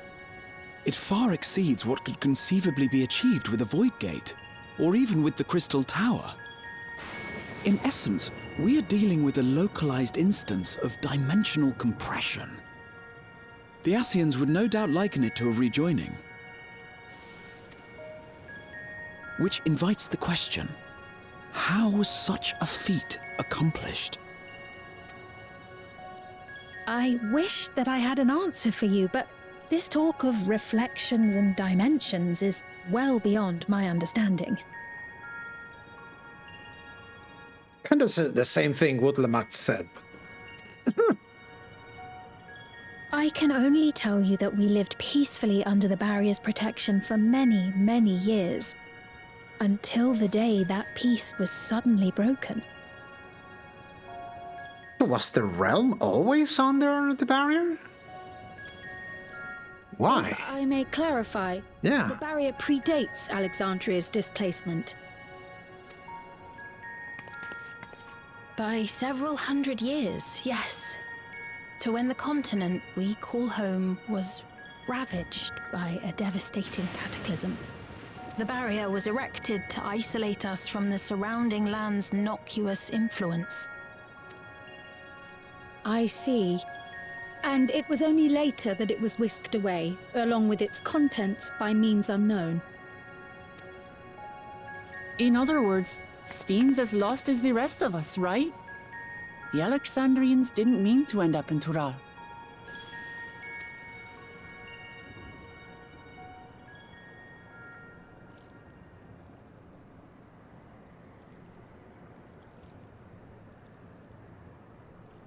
But of course, our next stop ought to be Everkeep. That tower over yonder. Did you? Not. What? I'm starting to think that this is intentional. They wanted to take over this realm because theirs is... It sounds like their world was... Maybe there was a rejoining in their world. Just like the first was affected by light, theirs was affected by thunder? Once you have been registered as my guests, you will have access to Solution 9 and its residential district, where you will doubtless gain invaluable insight into Alexandria's state of affairs. Unfortunately, I cannot take you directly to where Zoraal Ja resides. That you'd let us in it all goes a long way toward proving you're not content to let Zoraal Ja do as he pleases. But we're not talking about a simple difference of opinion here. I've come to avenge my father. And to do so, I intend to take Zoraal Ja's life. Are you willing to stand by and allow Alexandria's king to be slain?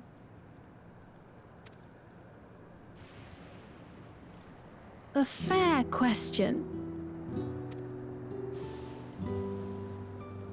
Permit me to answer it thus. My people come first. Their welfare is paramount. I will do everything in my power to keep them from harm.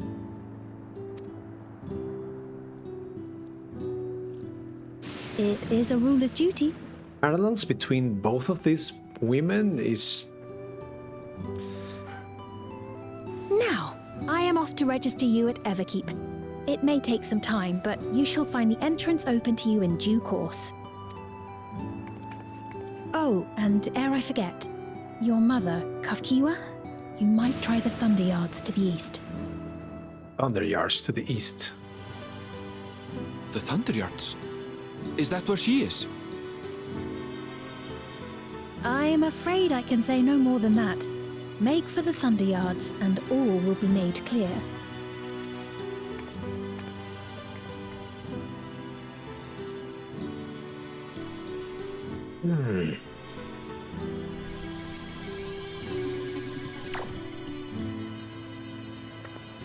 It's not as if we have other pressing business. Not until we can get into this Everkeep, anyway. Thank you for earlier. And for being a friend to Namikka these past 30 years. It means a lot to me.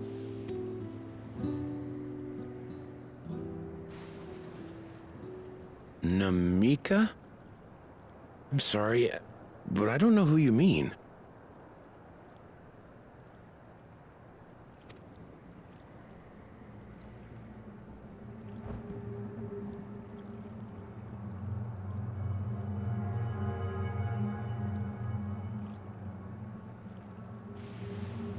What? We were just with her. If this is some sort of a joke, it isn't funny. I don't mean to give offense, but I honestly have no idea who you are talking about. I'm sorry. How can you not know who she is? You're in charge here. She was under your care. Then in all likelihood, my memories of her have been stored in the cloud. Huh?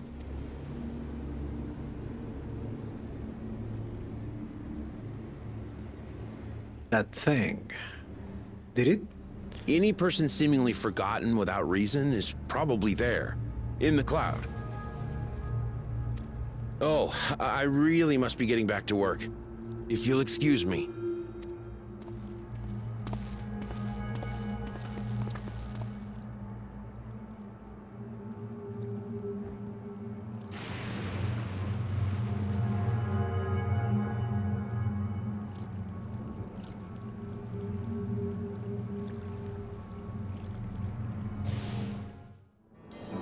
I want to be premature, but that thing can definitely be used for my control. What's going on? How could Pepone suddenly forget about Namikka? It's as if he never knew her. Could the same thing have happened to others as well, I wonder? There's only one way to find out. Let's make inquiries about Namikka in the area. We can reconvene afterwards at the Aetheryte. An old woman named Namikka? I'm afraid I don't know that person. I'm sorry I couldn't be of help. What's that? Do I know a Namikka? Never met anyone by that name, and I've worked at the outskirts for a good while now. If she had spent time here, I would remember. Why delete the memories of people who died? I do recall caring for someone until recently, and you say that it was a woman named Namikka. Well, I can't say for certain. If it was her, I wouldn't worry. I'm sure she's just been taken up to the cloud. What is the cloud?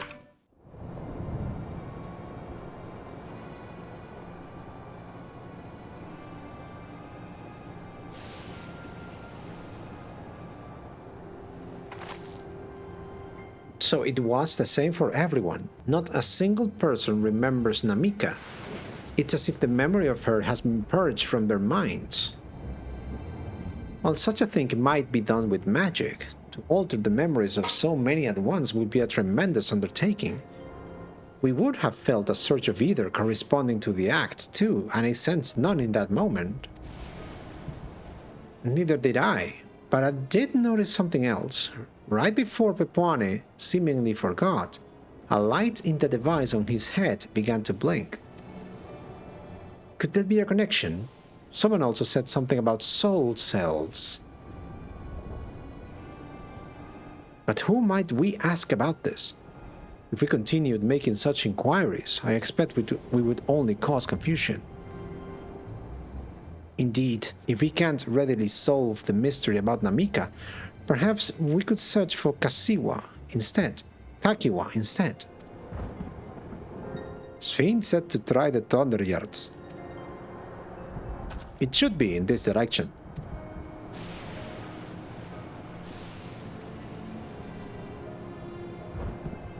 Wait, where's that?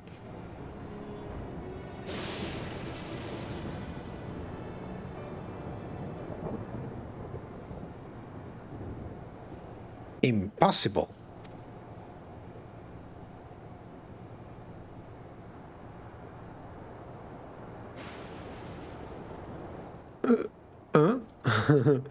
It's like another kind of mechanical soldier. It looks dangerous. We had better destroy it. Ah! What the hell is that? It's like a little floating screen inside a balloon with ears and arms. Should we give chase? I think it understood our words. It might be worth asking it some questions. Erenville? Are you alright? You look like you have seen a ghost. It's nothing. I'm fine. Well, it went off in the direction we're headed anyway, so let's try to track it down.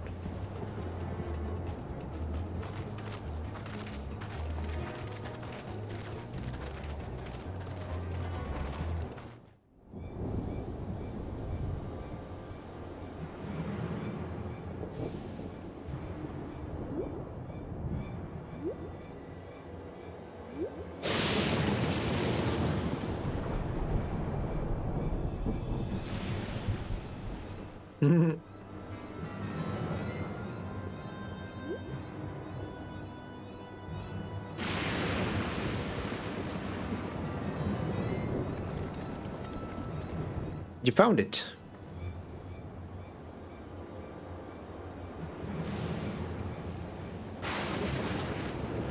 To the northeast. Then it must be bound for the mines. Come on then. It could well be a trap, so let's not rush in too quickly.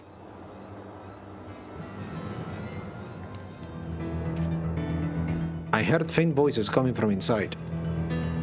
So it's not alone. But we're still going in, of course. This may be a trap. Be ready for a fight, everyone. I can hear them. Several people up ahead. I can't make out their conversation with the echoing. Let's keep going. Stay on your guard.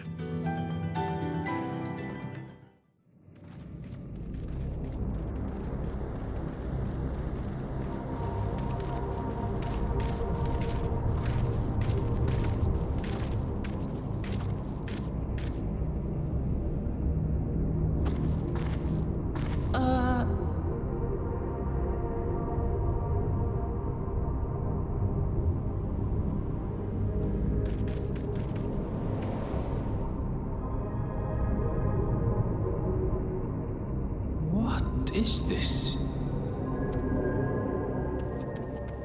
Erenville!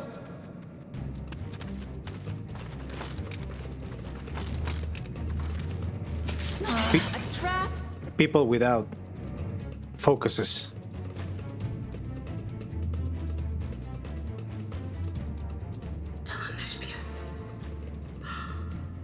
It really is you! What? Huh?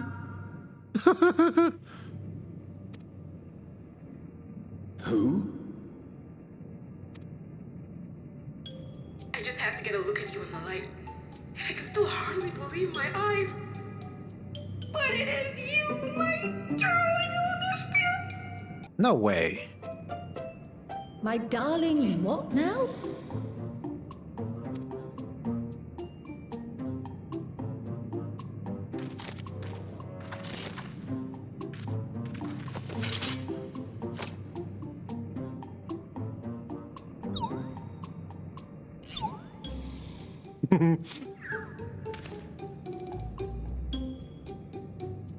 Oh, it's so good to see you, my fussy little bun bun.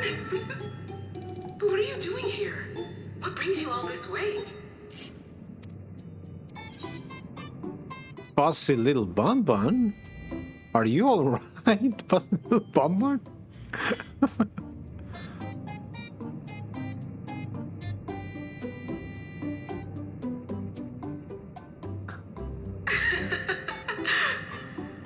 Why the long face? Aren't you happy to see me after all this time? I'd know that laugh anywhere. Mother? Why is she? Wait. Since when was your mother a weird floating thing? And what have we here? Say, aren't you Zoraal Ja's kitten? I knew I recognized that adorable, fuzzy face.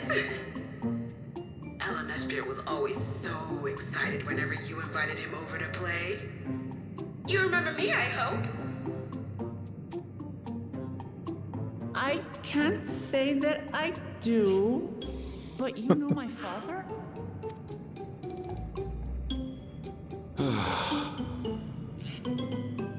Appearances notwithstanding, it would seem this is my mother, Cahciua. I'm sorry? But...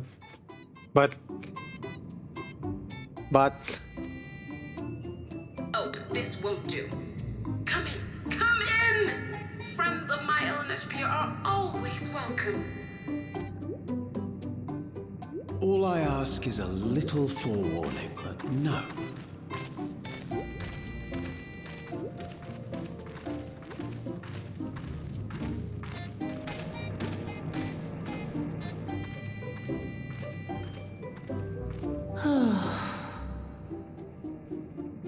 Just when I thought I was starting to get a handle on this place, how are things still getting stranger?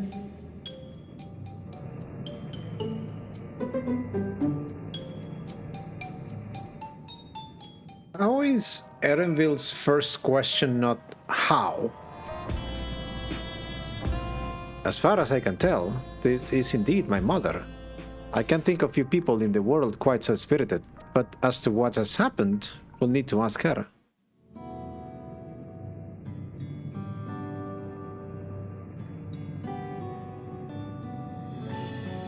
It's so wonderful to meet you all. And the students of Valdesian. It's been a while since I heard that name. Dare I ask the reason for your appearance? Oh, this. It's just about it that I control remotely. I use this for our operations. Oh, so where are you? We're members of a resistance organization. Oblivion, we call ourselves.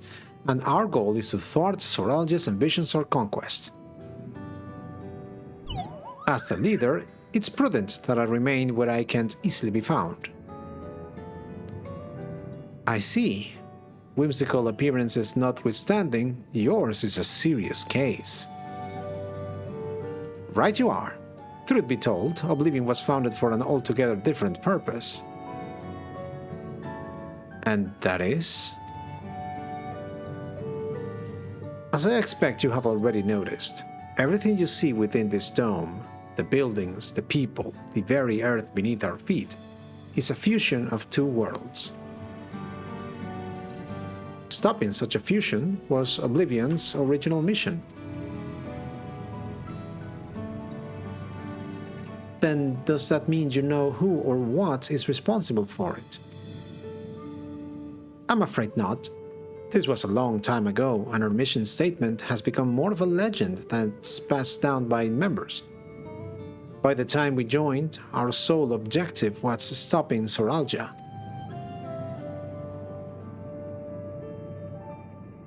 But we failed to do that, and now he has taken his army outside the dome.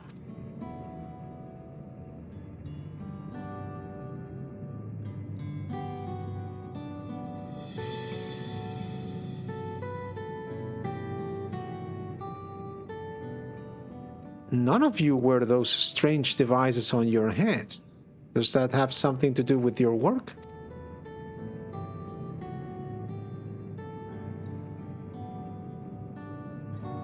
You mean this? It's a regulator, the pinnacle of electrode technology, and that we don't wear it is indeed related to our operations. What exactly does it do? Allow me to explain. Regulators have two primary functions. The first, as the name suggests, is the regulation of the wearer's reserve of souls.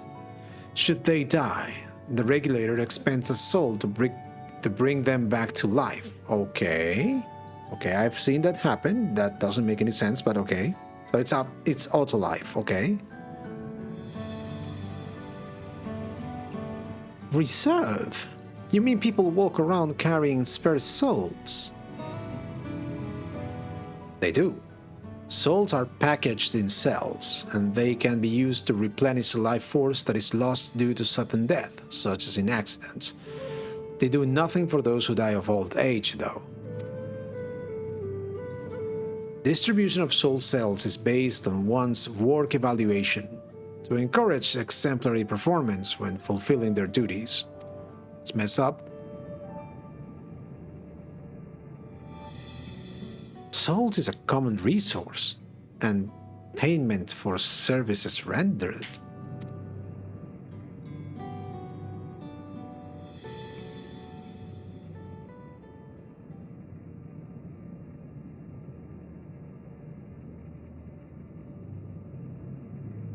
The voiced practice of consuming others for their ether comes to mind.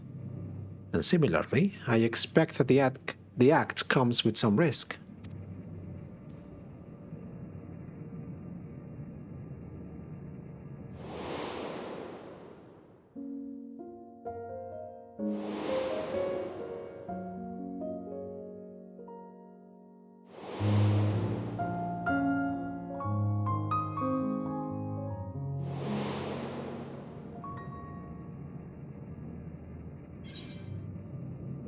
Doesn't it dilute your sense of self? Wouldn't the consciousness of others corrupt your own? Yeah, that happened in the Void.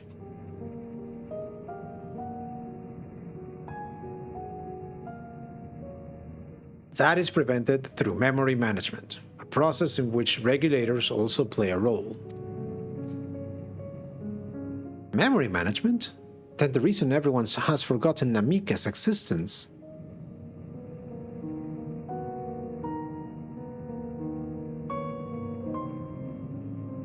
The regulators are constantly recording the memories of their wearer, so if they should suddenly die, their memories can be refreshed as part of the restoration process. Weird, so they're like little ghosts? This is how they preserve one's identity and sense of self. However, the regulators are also triggered when someone else dies. Reason being is that regulators forcibly extract memories relating to the deceased from anyone wearing one. Why would they do such a thing? It's a kindness bestowed upon the people by Everkeep's core system, so that no one has to suffer the pain of loss.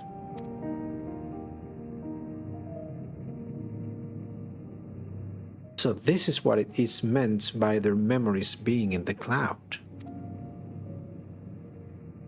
Indeed, all memories of the deceased are wiped from their minds of the people and archived in the system. It's a frightening function of the regulators, and an integral step in soul cell production.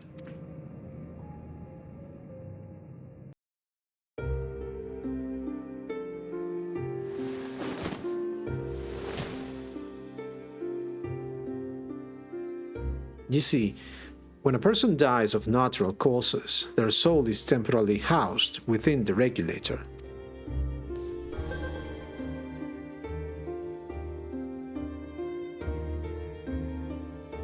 It's then delivered to a facility where memories are separated from the soul.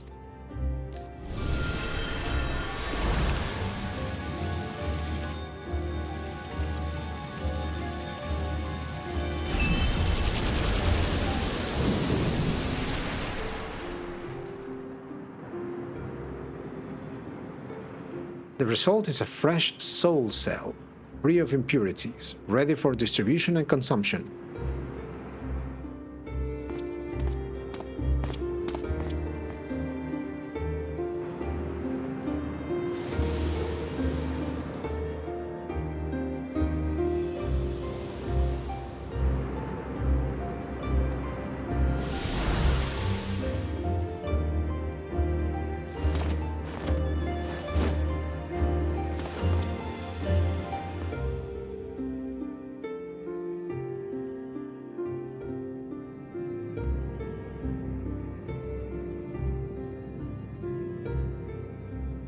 Meanwhile, the memories are stored in the core system, to be remembered forever. But by a computer. And this is why people are happy here? On the surface, it's similar to the Yokhui philosophy, but I see nothing noble or comforting in it.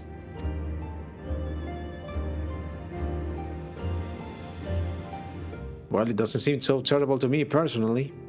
All comes down to what you're used to, I suppose. Like the barrier encased in Alexandria. This system was created to overcome the calamity that transformed the world hundreds of years ago. Amidst the mounting death toll, scientists used Electrope to devise a means to save what lives they could, so that the nation could endure.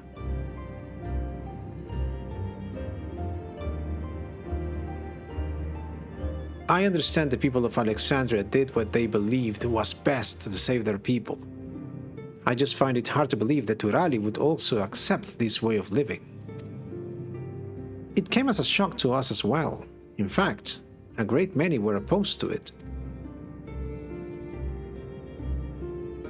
Which is why the use of regulators was never compulsory. The people have always been free to go without them if they so wish. Sphene didn't strike me as the sort of ruler to impose her will on others. Oh, so you have already met. She's the one who suggested we come to the Thunderyards in the first place. She also said she wants to help us stop Zoraal Ja. Awfully kind of her to point you in my direction, and to speak so candidly as well. Whatever her motives, she has given the people a choice.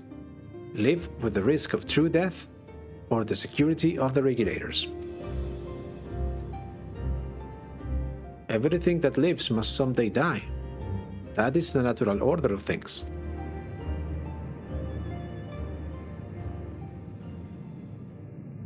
Quite right.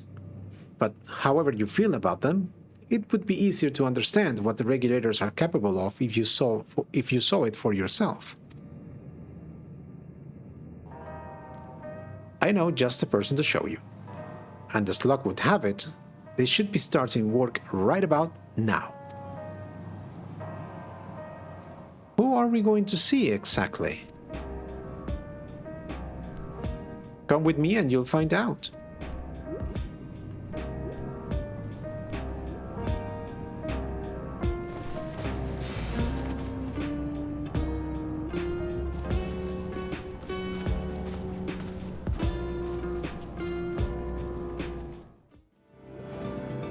Everyone here? Good. It is the responsibility of the Thunderyards hunters to fell any fiends found wandering the area. We are to meet an acquaintance of mine, Strika, one of these hunters.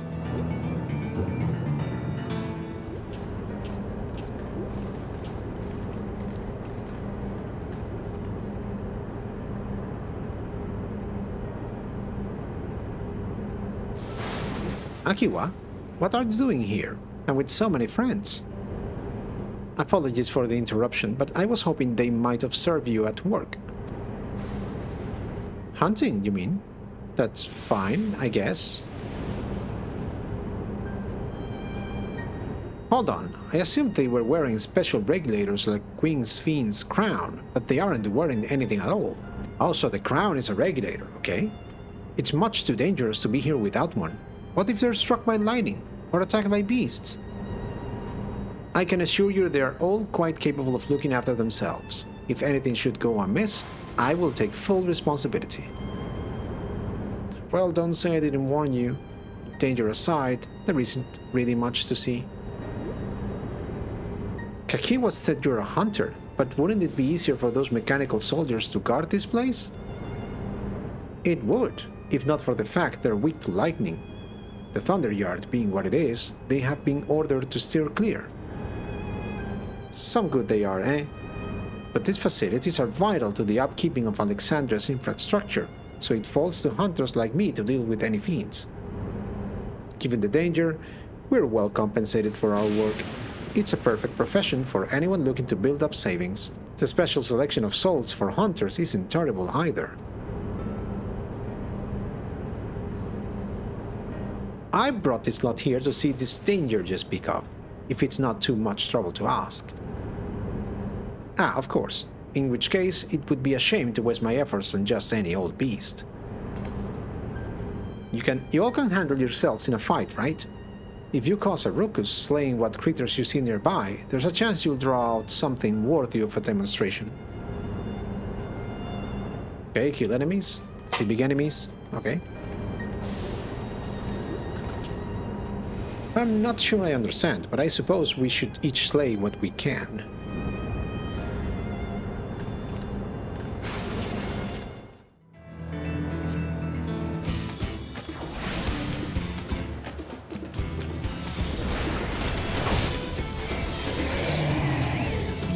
Uh-oh.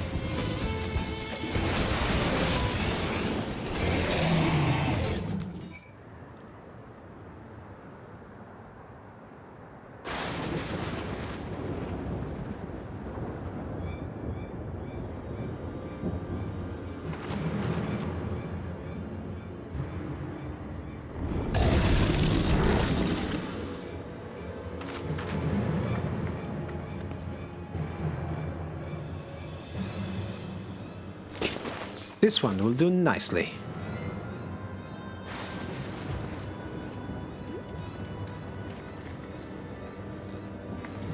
We'll help you. It's fine, really. I have faced worse. Just watch.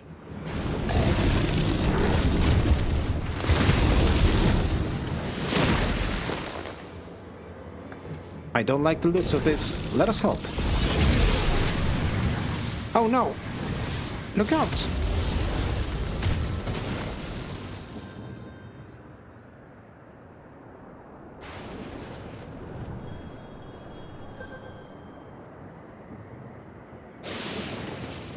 Preserve. She needs healing.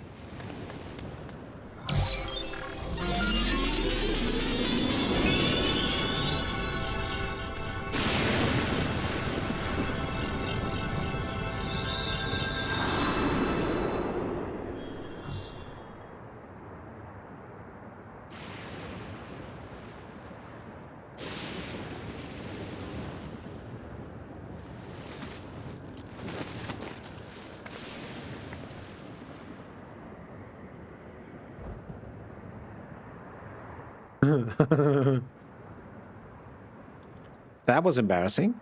The bastard caught me off guard. Are you mad? Seriously, let us help. I told you not to worry. It will only take a moment.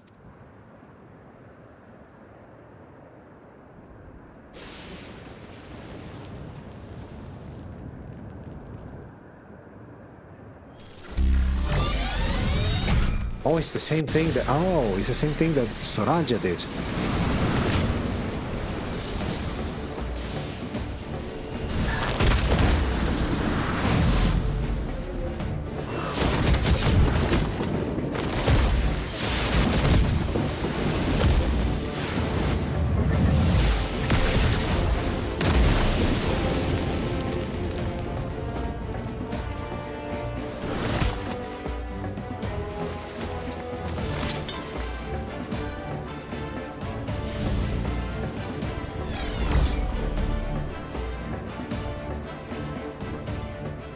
Just like Zoraal Ja.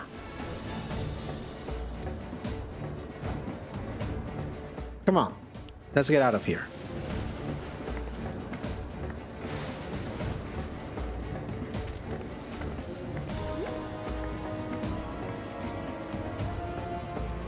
That's also a function of the Regulator? Apparently so. So it can bring you back to life and make you super strong? Aside from erasing your memories and all that.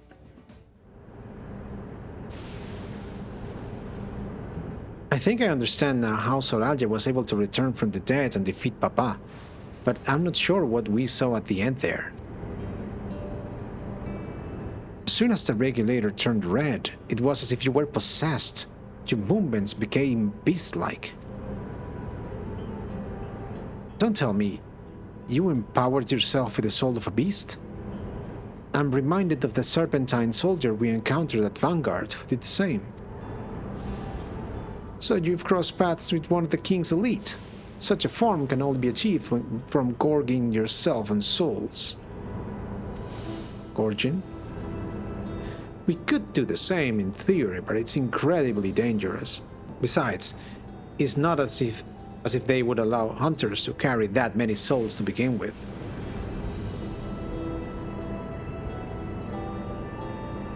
Well, I should be getting back to work. Take care.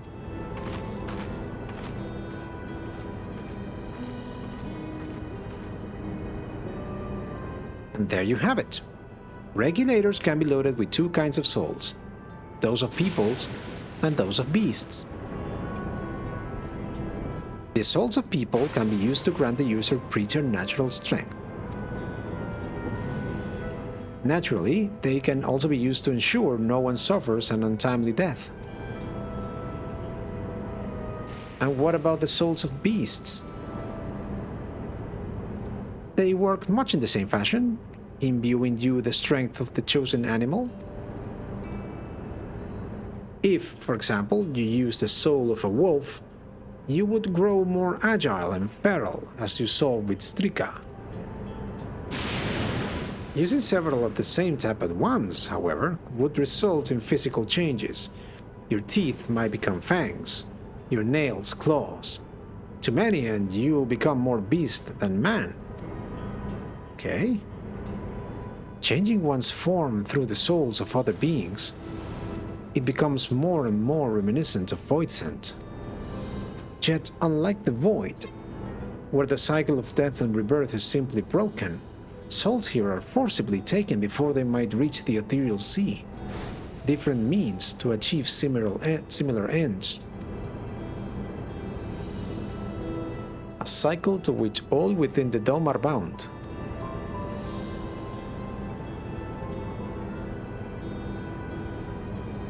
This is wrong. This is all wrong.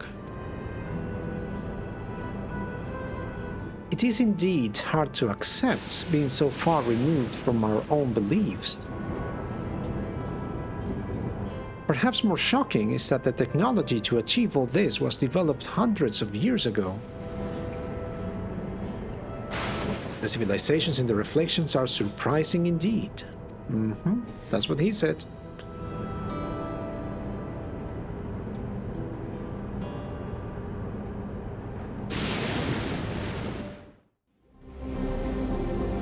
While we all have our thoughts and souls, for now the important thing is we know what power Zoraal Ja has at his disposal. It is one thing to separate corporeal ether from incorporeal ether, but to strip memories from the soul entirely is unprecedented technology. This is no longer only Tuliol's concern. With this newfound power, Zoraal Ja had become a real threat to the entire world. Indeed, he has to be stopped, no matter the cost. I trust you have gained an insight into the use of souls in Alexandria. It's shocking, I know. I was overwhelmed myself at first. I expect you'll need some time to digest it all, but for now, let's head back to Earth and Sky. I'm sorry for delaying us, but I have some thoughts I need to share. In both technology and values, it's plain there's a wide gulf between Tuliolol and Alexandria. And while Zoraal Ja knows everything about us, we know hardly anything about what he has become. Indeed, we haven't even seen what lies within that enormous tower, Everkeep. So here I would like to make a proposal. That is, we work with Cahciua and her people. We need to learn as much as we can about the enemy. The quickest way would be to join hands with Oblivion. We have only just met them, I know, and we shouldn't be too quick to trust, but the fact remains that they share our desire to stop Zoraal Ja. Sphene, too, claims to be at odds with the King of Resolve. May I ask why you would cooperate with Oblivion instead? It's simple, really. Their leader is Erenvil's mother. Meanwhile, Whatever Sphene may feel, she's a ruler of this nation. There's a greater risk in working with her and less reason to take her at her word. A fair point. And knowing Zoraal Ja, we must assume that this arrangement with Sphene was not made without some consideration. All I know is that it would be heartening to have allies in this strange realm. I think everyone would agree that any help we can get would be welcome. Hold on. There is no guarantee that it's actually my mother behind the machine. Without seeing her in the flesh, we can't rule out the possibility of a ploy. If it turns out to be a trap, we endanger not only ourselves, but everyone in Tuliyollal. As you say, we have no proof that it really is Cahciua, but I make my proposal in full awareness of this. Whether we're going to war or striving for peace, we need to learn as much as we can. Otherwise, we can't hope to do anything meaningful. As it stands, we know too little about this realm. We need to remedy that. We need to study the enemy, and when the time comes, strike down Zoraal Ja for good and all. What's more, I trust you, Erenvel. You have always had great instincts, honed from your time training under your mother. What if I'm wrong? What if sentiment is clouding my judgment? If it's a trap, then we'll deal it when it's sprung. I trust you as well. That's always the way of it with you. Fine. If you're set on this, then I'll say no more.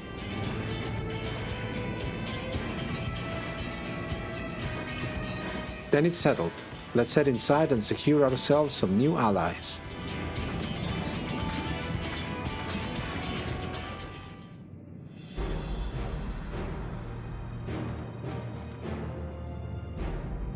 Cahciua, there's something I need to tell you and your people. We came here for no other reason than to strike down Zoraal Ja.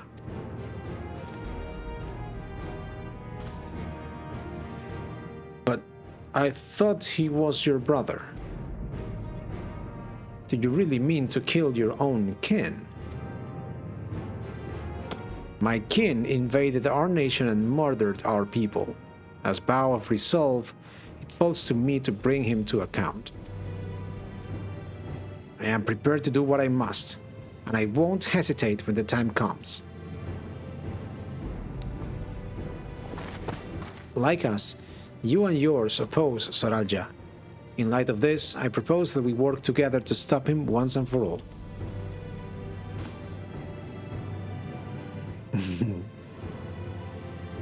I realize this is sudden, that it's a gamble to trust someone you have only just met. But I would trust in the conviction of anyone who shares my goal, so fight with me, I beg you.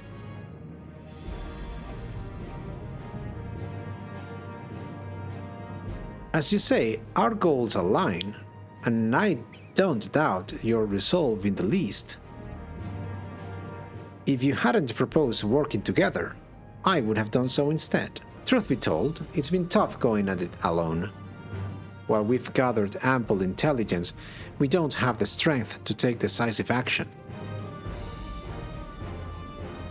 Besides, how could we not trust you? My only son is with you, my fussy little bonbon.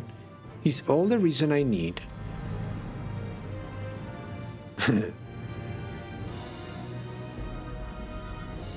Then it's decided. Here's to a fruitful collaboration.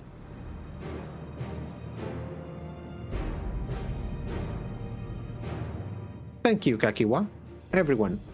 Together we'll achieve great things, I'm sure of it. Then let's not waste any time. We have been wondering about Zoraal Ja's whereabouts. Is there a palace inside that tower? After a fashion, the king resides on the uppermost level. But while Queen Sphene has a penchant for going out in public, he seldom shows himself. What's more, his movements are highly classified. Not even his commanders are privy to that information. If anyone knows where he is at any given time, it could only be the Queen. Even if we don't know his whereabouts, Zoraal Ja will eventually march on Tuliyollal again. That's when we can go after him. The drawback is we would have to wait for the invasion to happen. Innocents would be put in harm's way. There is also the possibility that he'll leave everything to his minions and not command the army in person.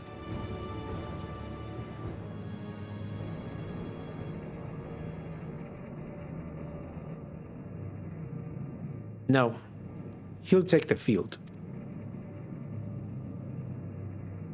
What makes you so certain? My brother has always yearned to surpass our father. That's why he attacked Tuliyollal. After waiting for 30 years, the first thing he wanted to do was demonstrate his newfound strength. But killing Papa didn't satisfy him, so now he's bent on proving himself stronger than me and Kuana, who bested him in the right of succession. He challenged me to strike him down. He wants a duel to show everyone that he's superior to the Dawn Servant, and he won't let his minions deprive him of the pleasure. Then why hasn't he appeared and given you your chance? Surely he's aware of your presence here. At that, I can only guess. Perhaps he wants to dazzle us with his wondrous realm. But if he won't deign to appear, then we'll force him to do so.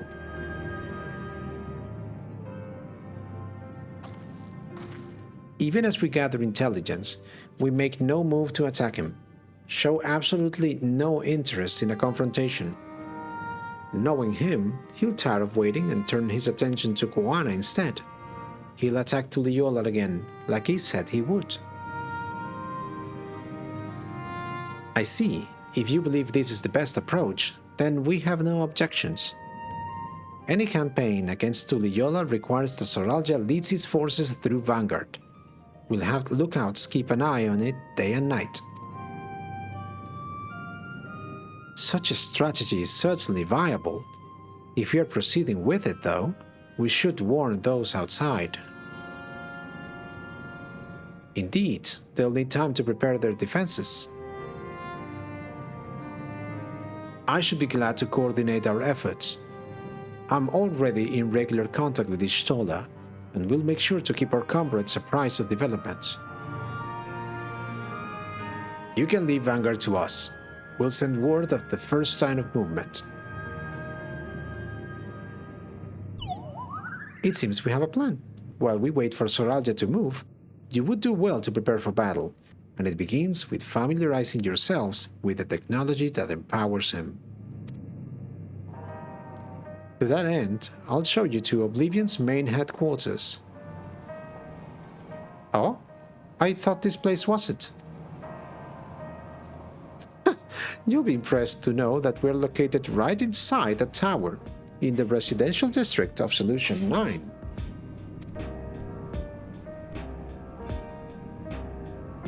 Hiding a tree in the forest, as it were. The only question is how to get you through the checkpoint. Oh, about that, Sphene said that she would make it so we could enter without issue. She did. Curious. She's not supposed to have such authority over the sentries. If I recall correctly, her words were that she would register us as guests. I see. Perhaps we're in the clear then. When you are ready, come and meet me at the tower entrance.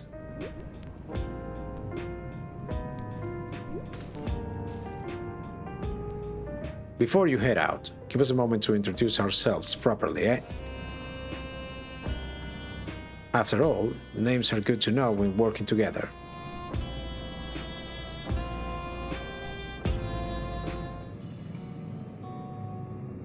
While Oblivion has operatives all over, we are the main crew here. I'm Geode, the leader of his hideout, and the dependable young twins behind me are Nostalgia and Wayakwe. I'm Nostalgia. It's a pleasure to meet you. My sister and I were born and raised inside the barrier. We have been with Oblivion for 3 years, and our main duties are surveillance and provisioning. Twins, eh? That explains the resemblance? Woyokwe is a Tonawotan name, unless I'm mistaken. That's right. Our mother is Tuliolan and our father is Alexandrian. They wanted to honor both cultures. They're beautiful names. Thank you. Though I have no memories of my mother, I like to think I carry a part of her with me. So, what made you decide to join Oblivion?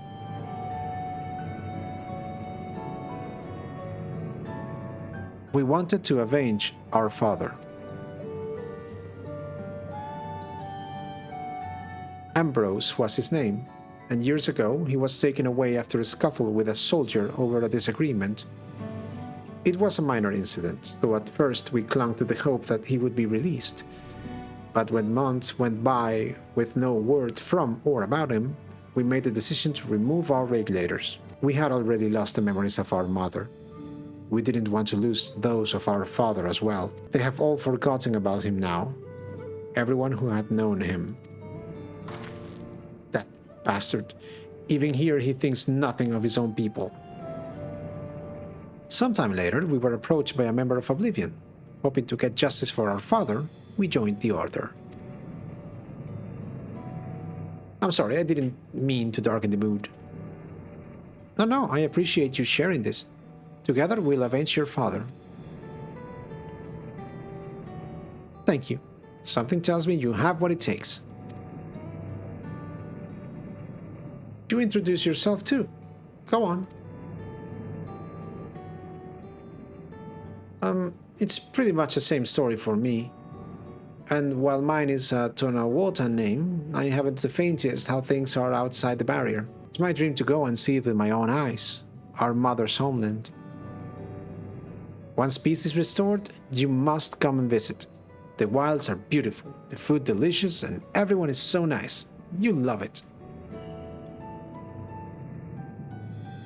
And that's us here. You'll meet others in the back room. That's our headquarters. Some of them are a little eccentric, but they have good hearts all. Ilineshpia, one last thing.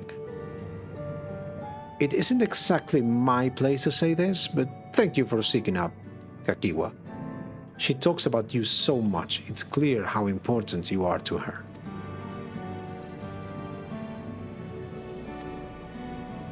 That's all.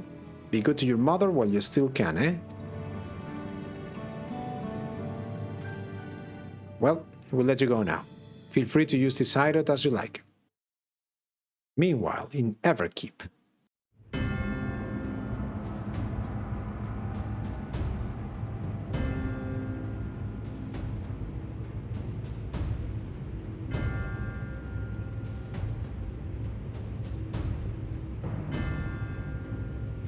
You've been consulting with Wuk Lamat.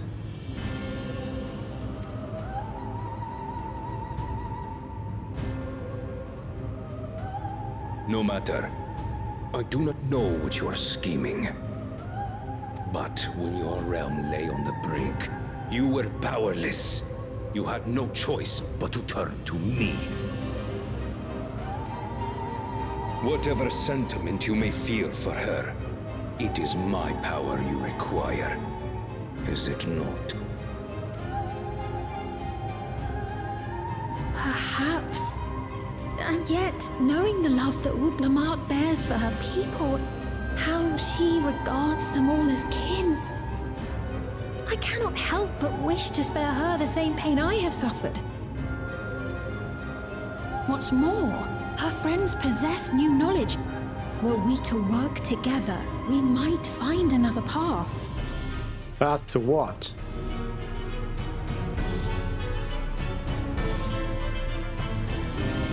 I know you're loath to consider it, but is there no hope for peace with Tuliolo?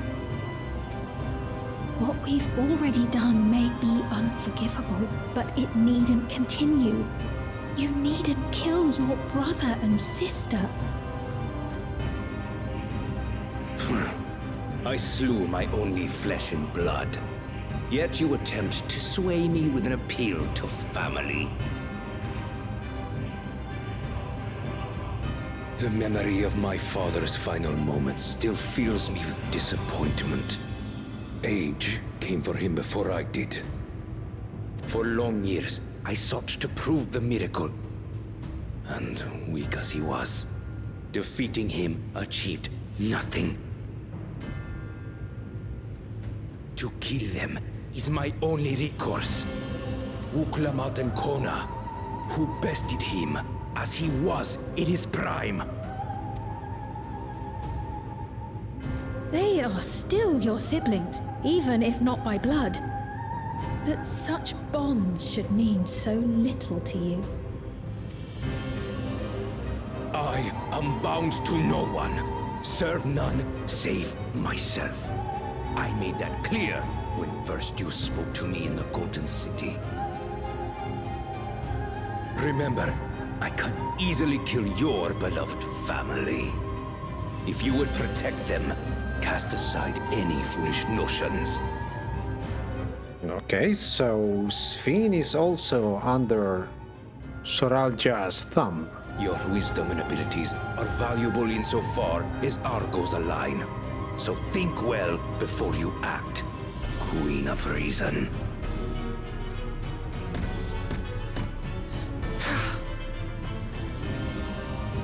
Uklamat, if you are father's worthy successor, then you will find your way to me. But should you fall short, I will lay waste to Tuli Yolal.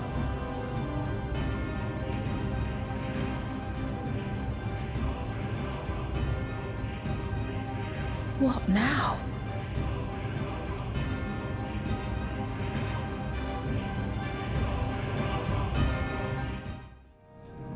Right, Cahciua is waiting. Let's head to the tower.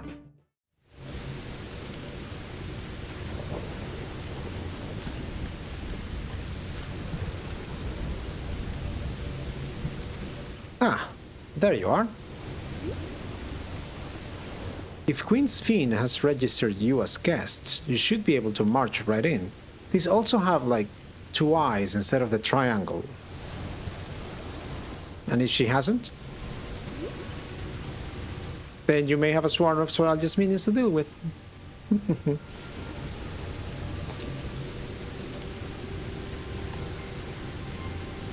Nothing for it, but to see if Sphene has betrayed us, eh?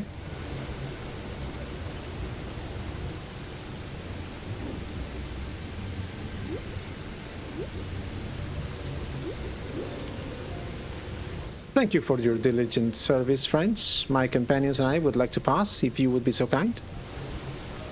Outrunner Guide, a unit identified. Registration number verified. 6 accompanying civilians identified. Verifying credentials.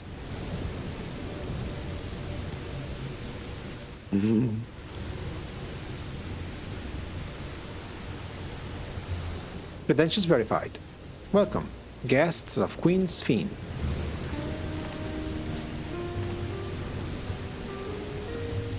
What a relief.